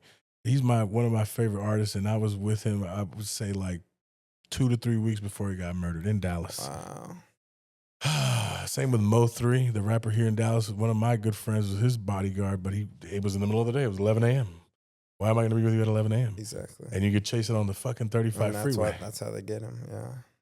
You know what I mean? And that was because he was just getting started in his career. So wherever that career goes, that guy, my friend could have went on. So that was the story about Paul Cornell, 5 stars. He started out with NLE Choppa, very, very, like, low key. Now he's doing tours. Another big guy I know is on the Kendrick tour right now. He's driving SZA in the little Suburban. That's what all you got to do. You just got to drive the Suburban from here to here. And that's it, right? And so those are those jobs. It was a very fascinating world to see these people you see on TV behind the scenes. That's what I tell you. For some reason, I'm always end up being the last guy in the room with somebody that's like, prominent or important, whether that be Hillary Clinton when I met her at State Department and saw how hard her handshake grip was. Very strong grip. She has to probably compensate to be like, yo, I'm serious. Even though you haven't asked me about the crazy shit I've seen as in DC, and I wasn't security, but I was a valet. Okay. And I was a valet at the bougie, I would say the Eyes Wide Shut parties in DC. Okay. From the valet pickup didn't seem like that, but the way they were either leaving or showing up at 2 a.m. was very telling. And in one of those situations, Hillary and Bill don't live together. They haven't lived together since the whole scandal, and it's the kind of it's the known unknown. But they're still married and they're still in a partnership. And she wrote about it in her book. They're more of an agreement than a marriage, and I think you could characterize it that way. But Hillary, how do I say this? Enjoys the company of women more, and she presents very masculine in a feminine way, if that makes sense. Her voice is very deep. Like I had the side story. I worked 6 months on a asylum refugee project for these Colombian women that were going to get assassinated by Las FARC, the counter-revolutionaries, because they were informants and they wanted asylum. We had this whole project set up so like we can just not just do these people, we can do more. I worked this whole time on it. I had maybe a 10-page briefing for the Secretary Clinton, newly inaugurated. She flipped that motherfucker like for 10 seconds and was like, yeah, this is not moving forward right here. That's and I was just like, Any question? No, no, Yeah. no. I couldn't even say that because we're in like a little conference room, and she meets with each department. So there's like Department of Africa, Department of Western Hemispheric Affairs. So that's Canada to Argentina, right? Anything on this is North America, right? Department of Western Hemispheric Affairs. So all the departments in that is sub departments. So I worked on counterterrorism, counter narco trafficking, SICTE, Friends of Haiti. We were dealing with Haiti's reconstruction at the time too. Organization of American States, the coup d'etat in Honduras, where the president flew to the OAS in D.C. in his pajamas because the military had taken over Honduras. I was there for that. I mean, I was in D.C. when he showed up. Hugo Chavez, seeing his speech, all the revolutionaries. Those are some of my greatest memories of D.C. I wasn't in security, but just kind of being in the room with these world history makers at that time. Seems like a long time ago, but as many times as I could get a picture with somebody that it's like you only know if you know. Yep. Same thing in San Francisco when I met David Sachs, billionaire. He's a MAGA guy now, but he's a PayPal mafia. Mm-hmm. Mm-hmm. I was at an Eyes Wide Shut party, along with John Goff, owner of the billionaire Fort Worth, owner of all of Fort Worth and of the hotel in Uptown, the Crystal something. I don't know. It's in Uptown, the big nice hotel over there. Hobnobbed with him at some fundraiser for Teach for America. And that's a segue on after college. All right, you left the CIA, John. You're not in government anymore. What are you going to do? It's a recession, man. You can't go moving back with your mom. Mm-hmm. Okay, I'm going to go to law school. I'm going to go keep working at State Department. They're going to start paying me. I think the government scale rate was like 28,000. So 28 what? Yeah. No way. And then DC. I was living on my friend's couch with his dementia grandma, who was freaking me out because she would stand over me while I was asleep on the couch and just go, Oh, wait, you'd wake up to I swear dementia to granny God. just giggling at you? Oh, no. And rest in peace, Grant. Love her. She was great. But at 2 a.m, I knew I had to make a change, man. I couldn't live like that anymore. It's time to get out. I was 20, going on 21. I graduated early. And then there was this program at the time. It was fair. They recruited heavily, but I never paid any mind. And it was called Teach for America. And they got me, man. And they sold me on this vision of, have you ever wanted to, give back? Have you ever wanted to do X, Y, Z? Sign up for Teach for America. At the time, I was pay a lot of money for law school while making no money in this government job and just hope it works out. Didn't really tickle me in any way that wanted to move that way. I couldn't live in DC and sustain that without a solid income, and that didn't seem like it was going anywhere. Mm-hmm. Barack wasn't really hiring at the time, unfortunately, or I couldn't get my foot in there because, ironically, you would have thought, right, hey, Barack and Howard University, Mexican guy, come on. Didn't really have, honestly, I'll have to get to that later. I just didn't find a lot of that hope and change. And I'm not being critical. I love Barack. But I didn't vote for him. I'm a McCain guy. And I found that in those circles in D.C., the Democratic / sort of like liberal, whatever, one was already full of everybody that thought they were going to be the next Barack Obama. These are young guys, my age. I was shut off by all that kind of one-upping of oppression or one-upping of like, well, I started a nonprofit in Chicago, and who gives a fuck? Like, you know what I'm saying? And so did all of we. I mean, honestly, don't one-up nobody because you're just going to either get shut up or ignored and no one cares about you. You're just going to beat us and then nobody's going to want to fuck with you anymore because you're just being an asshole. Yeah, cool. So you stop trying to, I worked in the CIA. So did I. Man, what? No, I'm serious, and that's why I'm not super. You check my LinkedIn.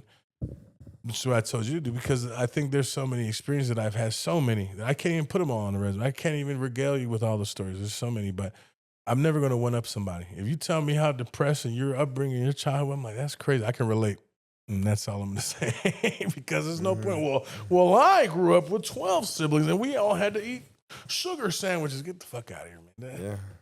So we're not going to play the oppression Olympics here, but in D.C., left that, joined Teach for America, and they said, all right, you speak Espanol, sir? I said, yes, I do. Like, well, they need some Espanol in Dallas, Texas. And I was like, okay, Dallas, Texas, the Cowboys. That's it. I'm an East Coast, West Coast guy. I don't have nothing to do with the South. In fact, I've always heard these things about the South, Bible Belt, whole thing. I'm like, I don't know. But the day I graduated from Howard, it was a very good day, but the future looked uncertain. So I said yes. I got to Dallas, 2011, newly 21, or about to turn 21 in October. And then I started teaching third grade, all of, self math, reading, and English and Spanish in Fort Worth. And I was like, Fort Worth? I'm like, where's Fort Worth at? And they were like, I ain't never, you said Dallas. And I got to Dallas. Oh, Dallas is cool. Dallas got city. Okay, Dallas. Yeah. I thought it was going to be tumbleweeds and horses. Yeah. I only saw a couple tumbleweeds and a couple horses, but it wasn't like crazy. Looks like LA. The city. I loved it. They brought me here for the first 2 weeks. We went to George Bush's house Okay. and sat with Laura, and he was his home, right? We're doing some fundraising for them, so they invited us, and then he's eating a brownie while Laura's talking, and he sees me looking at him. I'm like, damn. And he looks at me, he's like, you want another brownie, big guy? And I'm like, no, Mr. President. I'm like, he does that little, you want another brownie, big guy? And Mr. President, no, I'm now good. He's a viral meme. You want another brownie? Yeah, that's him. You want another brownie, big guy? But no, Mr. President, I'm good. I've already had one, but no, thank you. And we ate barbecue on his lawn, and the whole time they kept talking about 9/11. Like, this barbecue was on the lawn. We had this barbecue at the Y, the same one on 9/11. And we had this is Laura talking. Instead, we took that barbecue to the first responders. I'm like, this is so delicious and sad right now. That's weird. That's the only weird thing I'll say. Other than that, completely changed my perspective on who the Bushes were pre whatever. Right? He's the devil, and he started the war, and he lied to us, and and I didn't necessarily go in there thinking I was going to do a protest, but at the same time, like, I'm not jumping head over heels because I'm about to meet George Bush. Like, I'm not like, yeah. I'm just like, oh, damn, that's interesting. We'll get to go sit down and have dinner with him, and his wife. But after, man, he's like your uncle, man. He's just super down home, super humble. And that was a cool experience because I had left DC and obviously landed in the arms of the Bushes. And so I did that, and then I started teaching, and they got us after the Bush. They said, okay, if you have a green sticker, get on this bus. We have a red sticker on there. I'm like, oh, shit, we all got green stickers. So all these Hispanics and the black guy were on this bus. Not all of them, but it seemed like it. And this bus is going to Fort Worth. I'm like, where the hell is Fort Worth? So as we start driving up to Fort Worth, it seems like forever. I'm like, holy shit. They said it's right next to, said it's right by Dallas. It seems like we've been on this bus forever. Yeah. And then we land there, and that's the first place they take. And we're East Coast, West Coast guys. Yeah, they take you to the stockyards or something. They take us to the dam, and it's not the stockyards of today, which is Yellowstone and Hollywood. It was the most dusty. I saw about 1,000 tumbleweeds, and I saw a low-key racist sign on this thing talking about no dogs, no Mexican. I was like, oh, Lord. You saw a longhorn cow walking down the street. I said, oh, hell no. And, to this day, I'm like, well, it was a little dusty, man. And but I lived there for 3 years, taught there for 3 years. And after 3 years, I swear I went to Columbia. And I left. We did Columbia for a couple of years, came back. And then when I came back, I moved to Dallas. Moved in with a roommate. And then when I got back, that's when I started dating my now wife.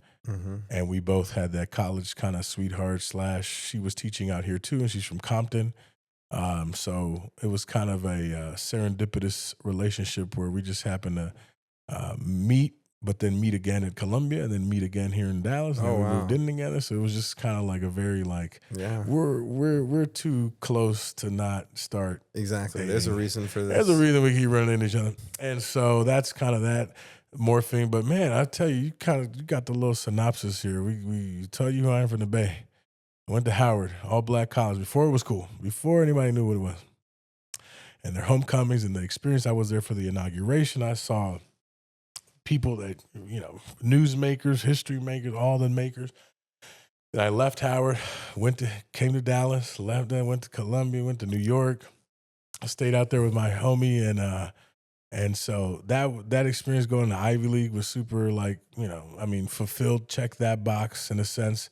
I mean, I'm an only child, man. So I've always thought about these achievements per se as for my parents, man. Yeah. I'm not doing Okay. it for me. Okay. I don't have my diploma. You go to my house, no diplomas. And they're proud of you, though. They're I'm at sure. their house. I mean, proud doesn't even begin to summarize.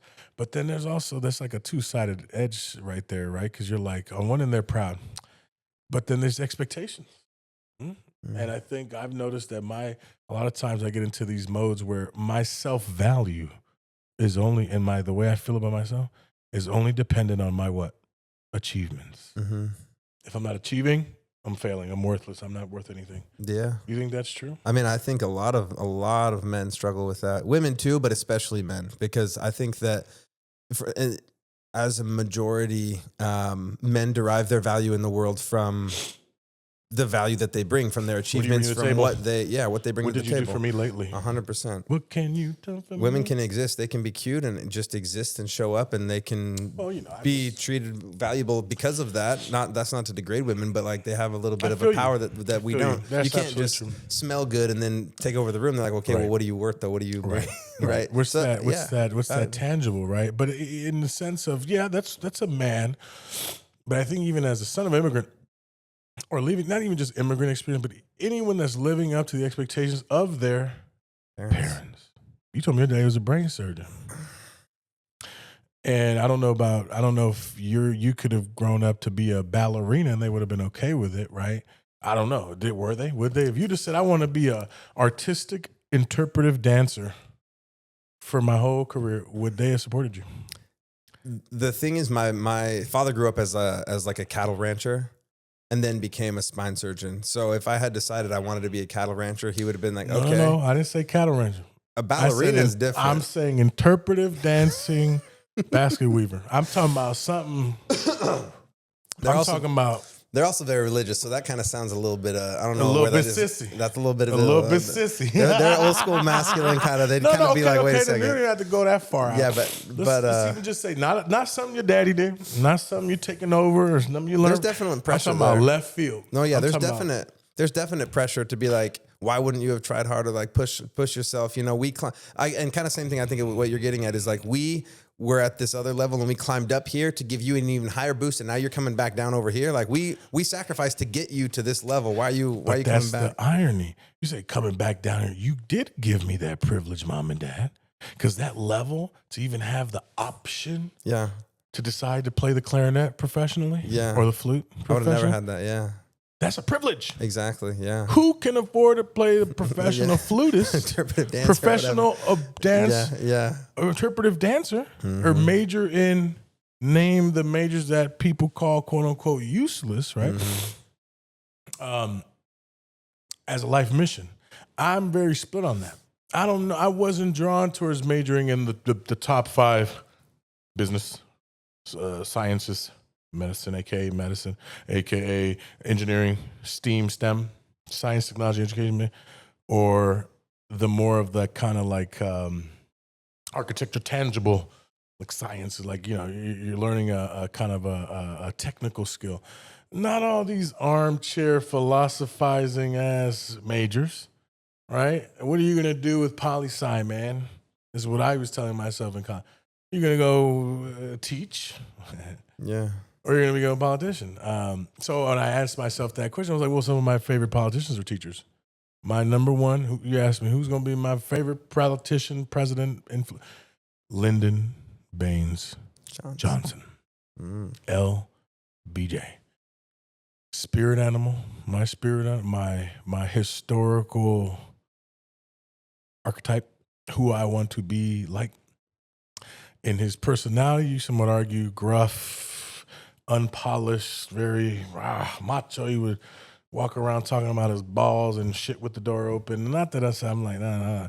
I like the commitment to, no one did more for people like me, specifically Jon Pena demographic, than Lyndon Baines Johnson. No one has done more to advance civil rights and the cause of impoverished, low-income people than Lyndon Baines. And you know why he did that, Mark? He used to be a teacher in South Texas at an all-Mexican school. Jamie, look it up. Lyndon Baines Johnson was a teacher for 10, 15 years before he went into politics in a one schoolhouse house in South Texas, Johnson City, Texas. And he was the teacher principal kind of deal for years. And they have this picture in the museum in Austin where I cried. It's all these little brown faces and his big, tall white man. And he wrote these letters to his mom asking her to send toiletries and supply. These little Mexican kids didn't have nothing. And he gave the speech to Congress when he wanted to propose the Great Society, right? The war on poverty. He's the only one that said that. Everybody want war on drugs, war on terrorism. Where the fuck is the war on poverty? He's the only one that said it. JFK, I'm not a fan of. JFK almost took us to the brink of annihilation. LBJ, arguably, has done more for the middle class, for expanding the middle class. You know why? You know what the Great Society started? PBS, I grew up, Mr. Rogers, Sesame Street, Barney, Wishbone, Arthur. Yeah. The list goes All on. that, yeah. Hey, what a wonderful... We would never had of that. Had it not Reading Rainbow. Reading Rainbow. Oh, yeah. I'm a voracious reader. Magic School Bus. Bill Nye the Science Guy. All of it, yeah. Wow, you're throwing me back. That's crazy. Public Broadcasting Service, PBS. That was LBJ. Funded by the United States federal government. Government-funded TV. Oh, but it's ideological. Upward Bound programs, which is basically federal dollars to basically take field trips or have the college engage low-income, underserved, hood kids to go to the colleges that are top-notch. And they had no more. Affirmative action gone. I mean, not that I was an affirmative action. Do you think I was a DEI kid? Tell me honestly. Do I think you were a DEI A DEI hire, DEI benefitter in anywhere in life, in all my things that I've done? I wouldn't think so, knowing you. Why not? Because I know that you're actually extremely capable. I don't just see like a resume that you would have delivered that they would. But on paper, before knowing me. I mean, even with the resume that you have, the places you've been, the things I have that a little done. Squiggle on my last name, Pena. Oh, what is that? Is that a typo? I'm so serious. And they go down the list. Obviously, I put Columbia University, my latest, and then I put Howard University. Like, oh, Howard. If you read it too fast, you thought it said Harvard. Oh, no. Oh. Right? Howard is not the Harvard for black people. Harvard is the Harvard of black people. Yeah, there's only one Harvard. Howard is Howard. Now that's becoming more clear, but I used to get confused with that, and a lot of the times, and I didn't feel like I feel like I resent that. Don't give me a leg up because you think I need it. I see, yeah. But I asked you that just to point out to the fact that I would, even though you don't think I did, I say I did. I say I did fully take advantage of these extra things that they didn't just give to the rich kids on the other side of town. I mean, mostly white and Asian kids. Asian kids were definitely part of that a class of folks that felt like they didn't have to necessarily struggle with the same thing. They had their own struggles, don't get me wrong, right? But I think that there was this stigma of, well, if you're Asian or white, of course you're going to get into Berkeley. Oh, gotcha. Of course you're going to get into Berkeley. You don't even need a hardship story. You've already been getting tutored on your SAT since you were 5 years old. You have perfect 1600. What story do you need? You're already. I don't have that. I didn't have to. My dad only went to 4th grade. My mom only got her AA degree. She finished 2 years. You know what I'm saying? But the great thing with my janitor dad with the 4th grade education would do after his janitor jobs in San Francisco, law firms and all that, guess what he would bring home to me? What's that? Time Magazine, New York Times, Wall Street Journal, what's that? All the world newspapers every day on the counter. Instead of throwing them, it would be yesterday's, but I have these collection of Time magazines with all the iconic covers and Newsweeks and all the Economists, all of the prints of being up to date on the current events and the trends, which is what my passion is, what politics is about for me, and what's my segue into education has been. What is the underpinning of a democracy? I don't know. A well-informed populace. If all your population is dumb, what are they going to vote for? That's true. Dumb shit. Whatever they're told to vote for by the media. And hold up. Not told anybody, because we used to respect Walter Cronkite. We used to the media is the fourth branch of government. I'm not in DC. How am I supposed to hear about this shit? I'm in California. I'm in Indiana. I rely on them which is great and terrible at the same time. It's great until what bastardizes that? Capitalism, greed, money, the corruption, the news outlets. It's money. Bought. It's money. 100%. It's money. Everything, and that's where I'm going to segue into my ideological beliefs how that underpins my journey in education professionally and where I went to college. What is my life mission now? What I want to be remembered for? Uh, Anti-colonialism, decolonialization of everything, of my mind, of my body, of my education system, of this government. Do I feel optimistic in the times of Trump as this kind of counter-revolutionary or revolutionary? Yes, because it's everything that these leftist, crazy left wingers, revolutionary were saying to do. It's just on the other side of the spectrum. He's burning the shit down. He's collapsing the systems, yeah. They like, I mean, for as much as you say we shouldn't, maybe it makes me uncomfortable when you track autistic kids, RFK. It makes me uncomfortable because it reminds me of how we were tracking the special ed kids in Nazi Germany, like they were. But it also makes me very optimistic that you're banning the dyes, the red and the yellows and the 40s, because that's just, everybody knows that now. I mean, everybody's agrees that those petroleum-based dyes. I mean, you saw Tyson Chicken is no longer putting dyes in their chicken. Well, who the fuck knew there was dye in chicken? First of all, yeah, mm-hmm. to make it look extra pink, Mm-hmm. apparently. Yeah. But that's the kind of, we might not like the way it's happening, but I'm optimistic that not that the world's going to end and we're going to go into nuclear annihilation, but the fact that I'm living in the times of change, right? I feel like I'm definitely a reincarnated 1960s, 70s sort of protester / revolutionary. Because when I'm drawn to it, maybe it was my upbringing, but I firmly believe that a bold leader that can influence, like Trump, right, with the power of his voice, masses behind one thing, can be very powerful. And it can spark a lot of change very quickly. And I admire kind of like the approach that Trump takes with the authenticity. He doesn't have to dice his words.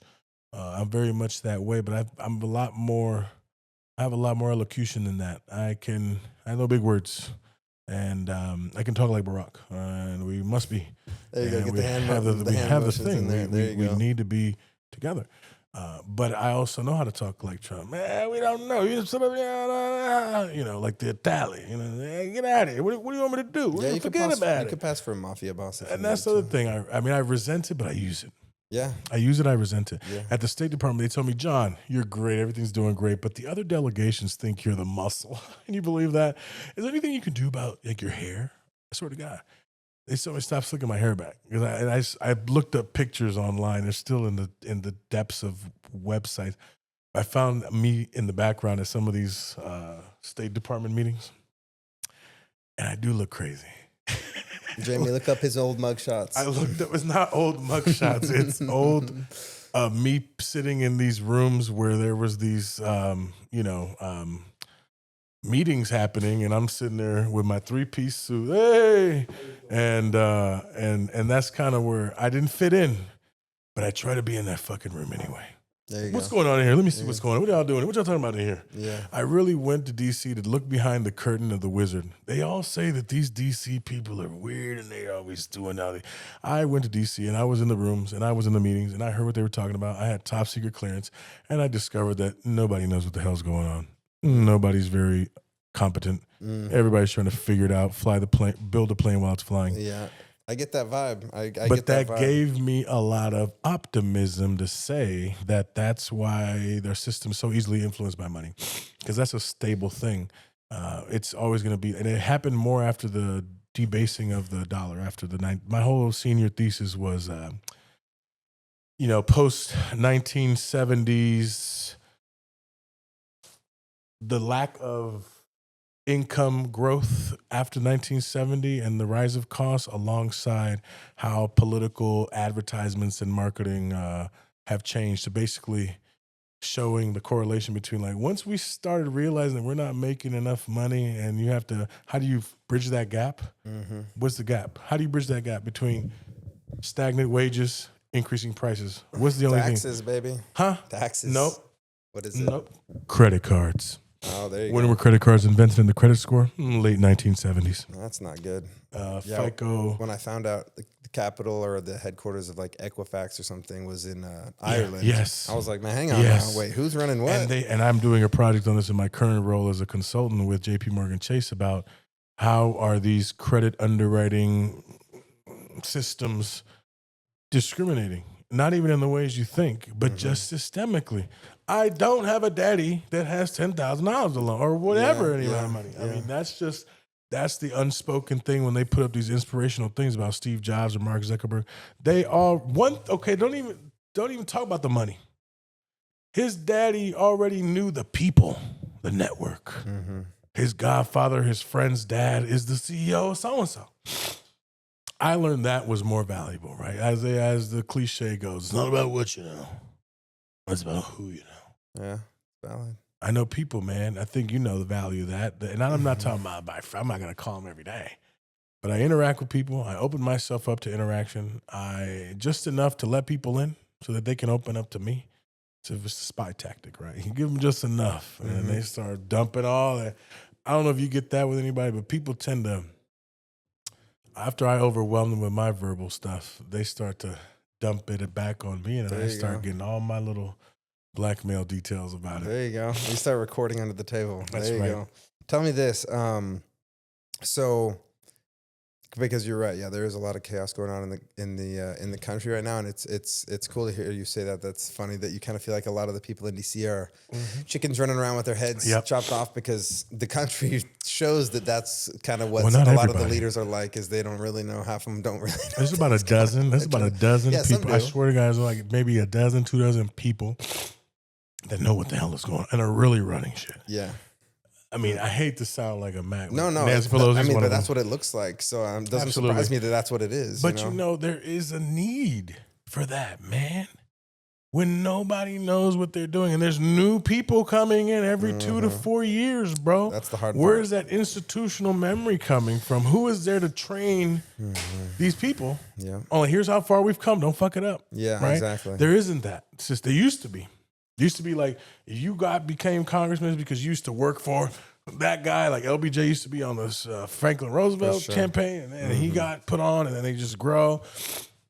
No, it doesn't happen anymore, man. And that's I think where there has to be this, how do you say, like passing on of this sort of 100%. And honestly, the way things are, as fucked up as Black and Mexican people have been saying it's been, right? America's not been great. It's great-ish. We make it great by dressing up and dancing and having fiestas, right? There's always a history of oppressed people having the best parties, though.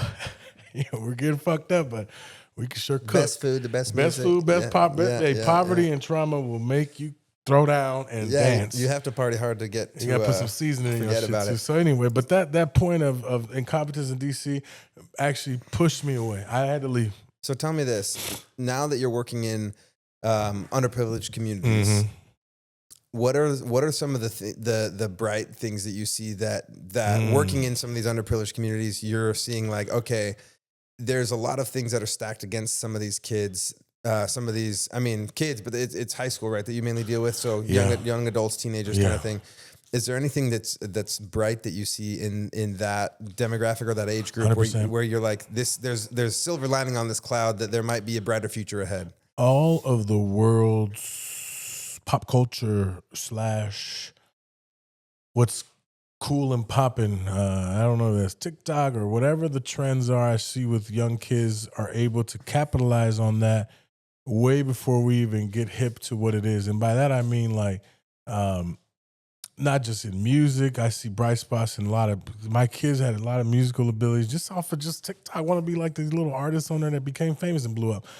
I resent some of that virality BS economy that exists, in the sense that half of my students will say, I want to be an influencer. And a slow death inside of my spirit, right? Okay. Because I'm like, are you kidding me? I think I've changed my perspective on that, right? I think that's today. The only reason Michael Jackson became #1 artist in the whole world was because of what? TV and music videos and cable TV specifically, right? Before that, he would have said it was Elvis, because what did Elvis have? Shaking his little balls on TV for the first time ever. Nobody knew what the hell we were looking at. That hip motion, they're like, when Thriller came on MTV, what the, is it a movie? Or is it a song? What is that? And then it becomes that is what I see in my kids. Okay. Is I say, what is that? What are y'all doing? What's that song? That's weird. And I try to pay attention enough, and this is why you see Kanye hanging out with young people. It's kind of weird. I mean, I'm not even saying like Michael Jackson hanging around a lot of white young people, but in a weird way, there is creativity there. And I'm not even just talking about impoverished kids. I'm talking about anybody that hasn't been, how do you say, corrupted, if you will, or that light dimmed in their spirit by the capitalist 9-to-5 rat race that you're being prepped for. The bell rings, go to lunch. Bell rings, come back. Bell rings, go out. Bell rings, go home. Bell ring, come back. What is that training you for? Yeah, corporate life and just And the run kids the that got machine. ADD go to special ed or get Ritalin. But really, if you think about survival and evolutionarily speaking, that's how you need it to be. Yep. ADHD. Yeah. What's that? Ball, Yeah, sky, yeah, you squirrel. gotta have your head on a swivel for sure.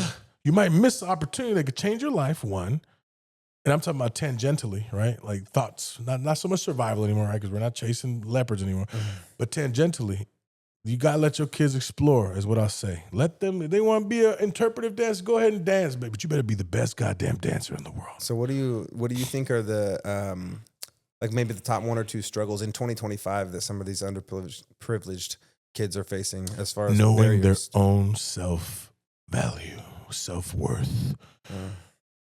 One negative part of the social media and the whole comparative thing is, what do they think?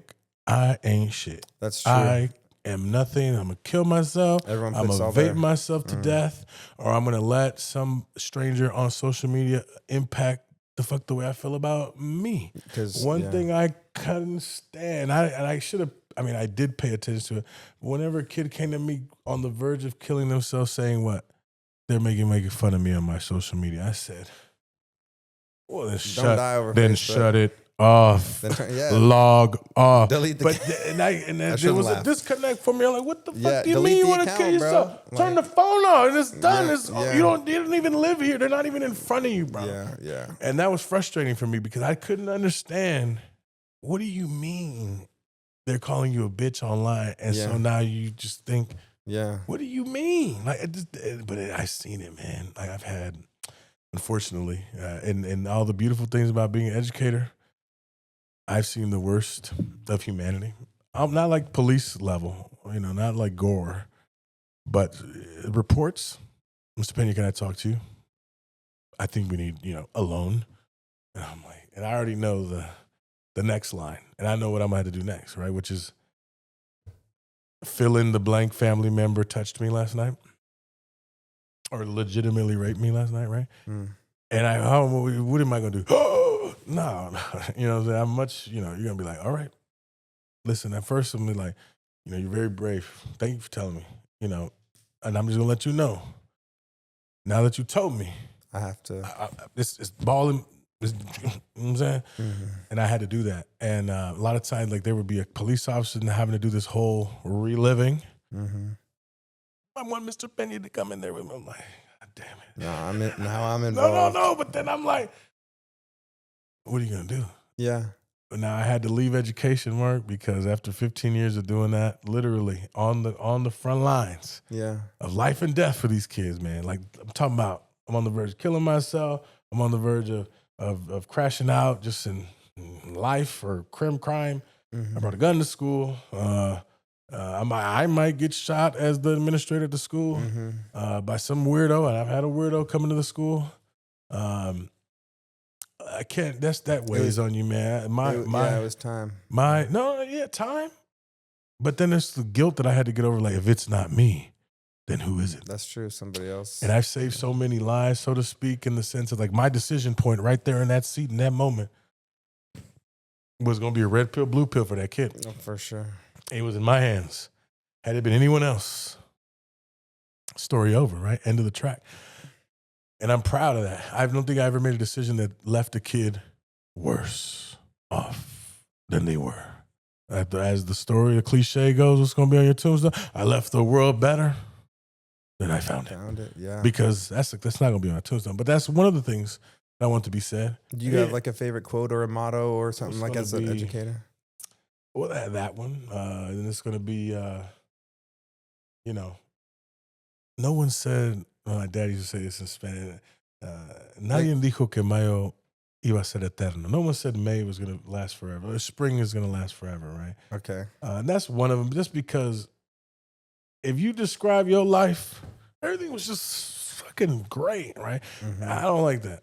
I don't even like the stories like everything was just terrible and I grew up in poverty and I'm just so oppressed. I hate that too. No. Life is supposed to be peaks and valleys, up and down, good day, bad day, sunny day, rainy day. That has to be a full spectrum of experiences and emotions in order for you to have that full human experience. But when I die, and I feel like I could die today, I've had this full breadth of human experiences. Having a child is next on that. I want to have a child before I die. There you go. But that's next on the on deck piece because my dad always said it, before you die, every man dies. You have to leave a legacy. Write a book, escribe un libro, plant a tree, sembra un árbol, have a child, right? Those are the main things, right? Because when you die, what does the saying go? You die 2 times. First time biologically, and the second time When is they what? Stop talking about you. When the last person who remembers you dies. And then nobody ever is going to know who you were or where you were. Or how many millions of people, billions, have come and gone on this earth without a blip on the motherfucking radar. But we still talk about a George Washington. Mm-hmm. We still talk about Pocahontas. We still talk about Leonardo da Vinci. Mm-hmm. Yeah, Because they were able to tap into a frequency, if you will, that is still pulsating, if you will, transdimensionally, if you will. No one's ever going to forget Michael Jackson. Mm-hmm. All over the world.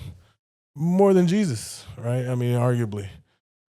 So that is the legacy, right, that I aspire to. And when you reach for the stars, you might land in the moon. You might not make it. Yeah. I feel confident. All right. I might not be on Jimmy Kimmel Live or on the Academy Awards, but I have enough young people who are now grown and who are going to pass on any lessons that are out there right now that I can go call right now. You met a couple of them that will say if it wasn't for Mr. Pena.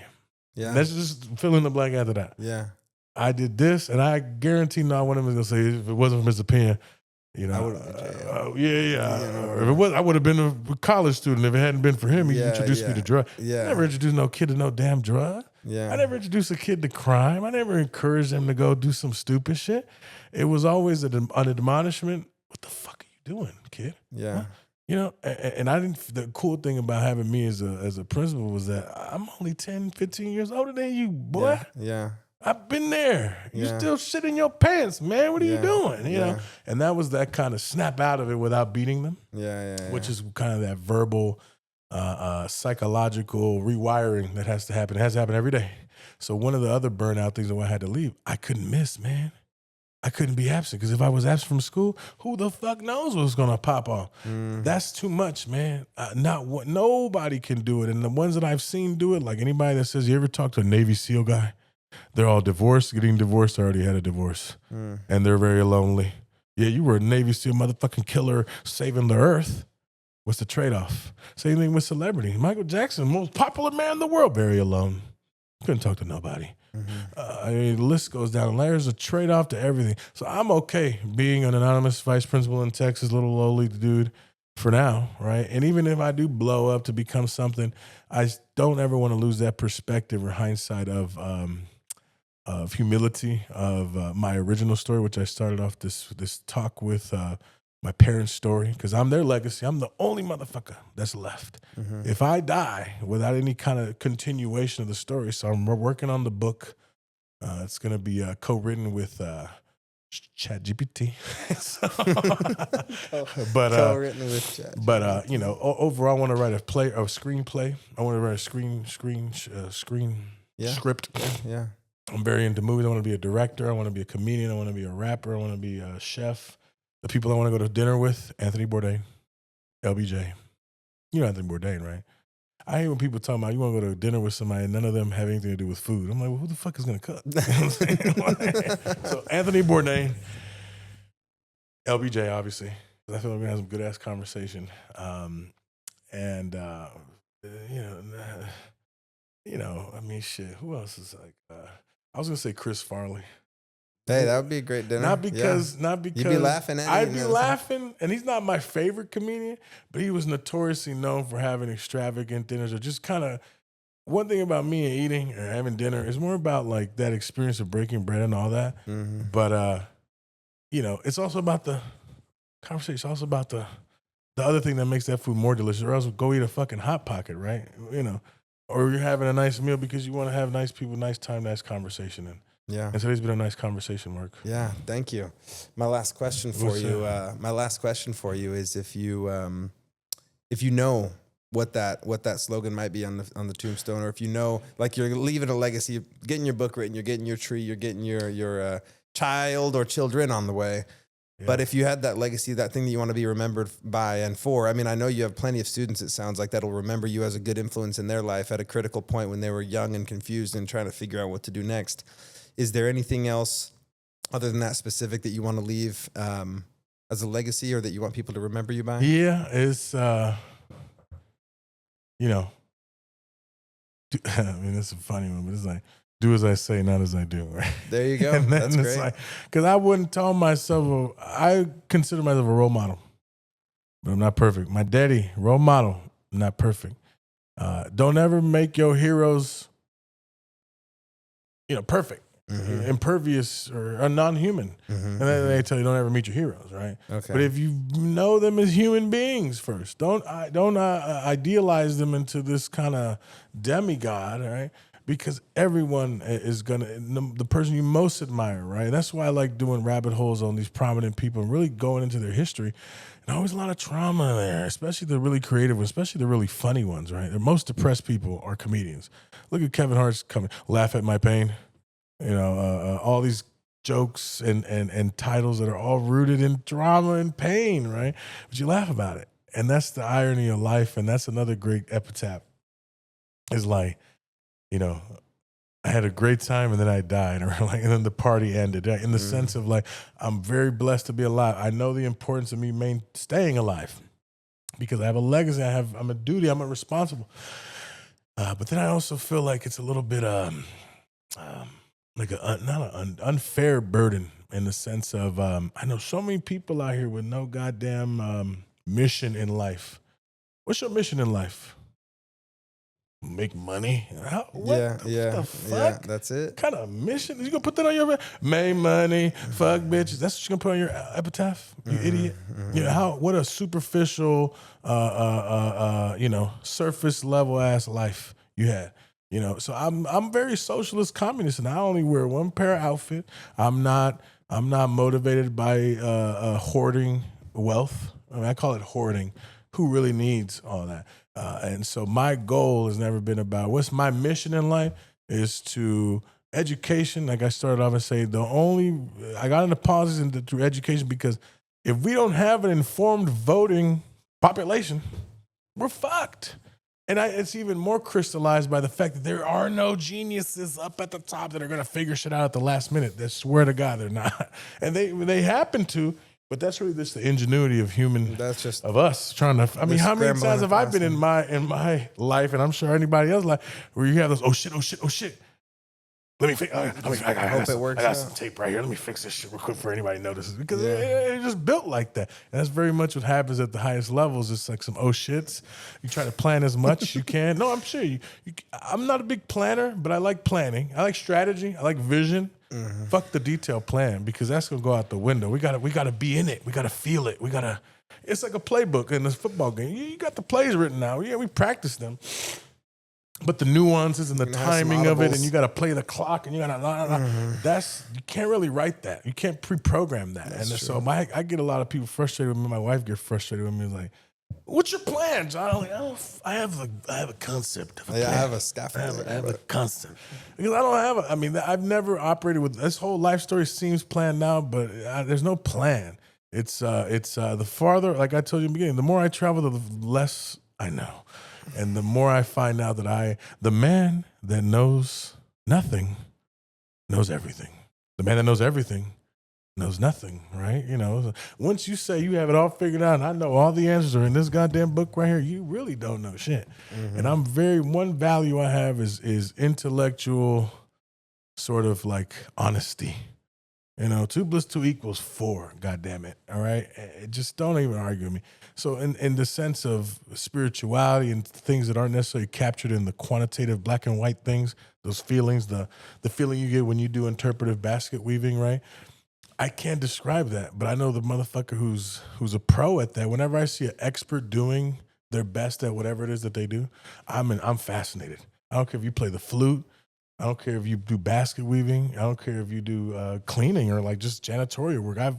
I see my dad tackle an entire floor of a skyscraper in under an hour. Just fuck, and it has that bitch shining. You could look at that as like, oh, he's just unskilled labor. The fuck is he doing? He's just sweeping and mopping. Nah.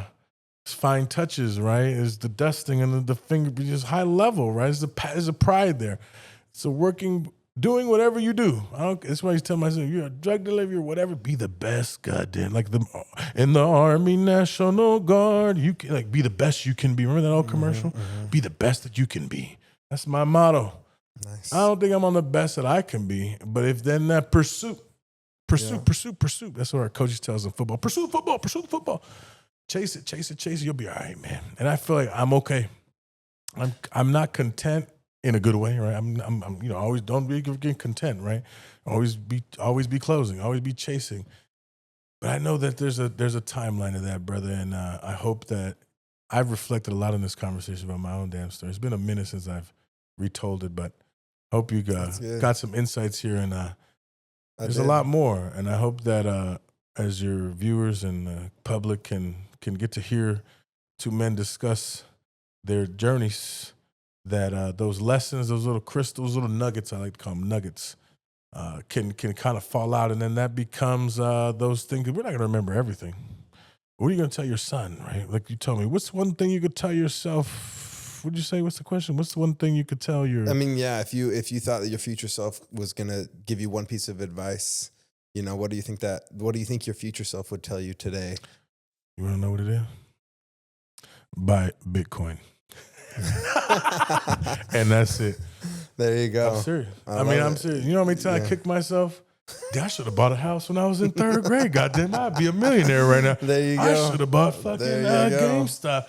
That's the only thing. Because everything else, I would say, if I hadn't have fucked up back then, I wouldn't be here today. That's true. Only thing I ever regret is those shit. I should have bought more goddamn Pokemon cards when I was in third grade, because I'd be a fucking millionaire right now. That's true. All those things where I would say I could have made some easy money off some shit I didn't have no value at the time.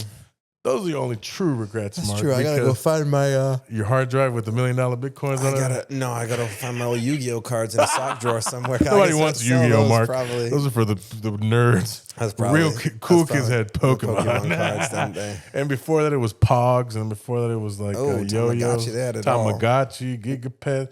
Well, tell me this: is there anywhere that people that want to get in touch with you can find you anywhere? Any socials, email, anything like that? I'm an international man of mystery. You can find me on the socials.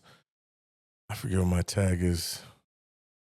But if you're in Dallas and you want to need any security or anything like that, or your child needs some educating, holler at me. Jonathan Pena. I don't have any particular tagline, but just business inquiries only. Go to my attorney and my agent. But no. I'm not a very public person, Mark, but I think there's enough people know me out there, right? That if it's the 6 degrees of Jon Pena. Okay. We're 6 degrees removed from everybody. So it's like, I'm pretty out there. I can't even remember my social media tags, but that's okay. That's okay. We can put it in the description. Put it in the group me. Awesome. Well, thank you so much. And everybody, the legend, Jon Pena. Thank you, Mark. Appreciate you. And we appreciate you too, man. We'll see about maybe another episode in the future. We'll be back soon. Appreciate it. For the next one. Have a good one. Thank you.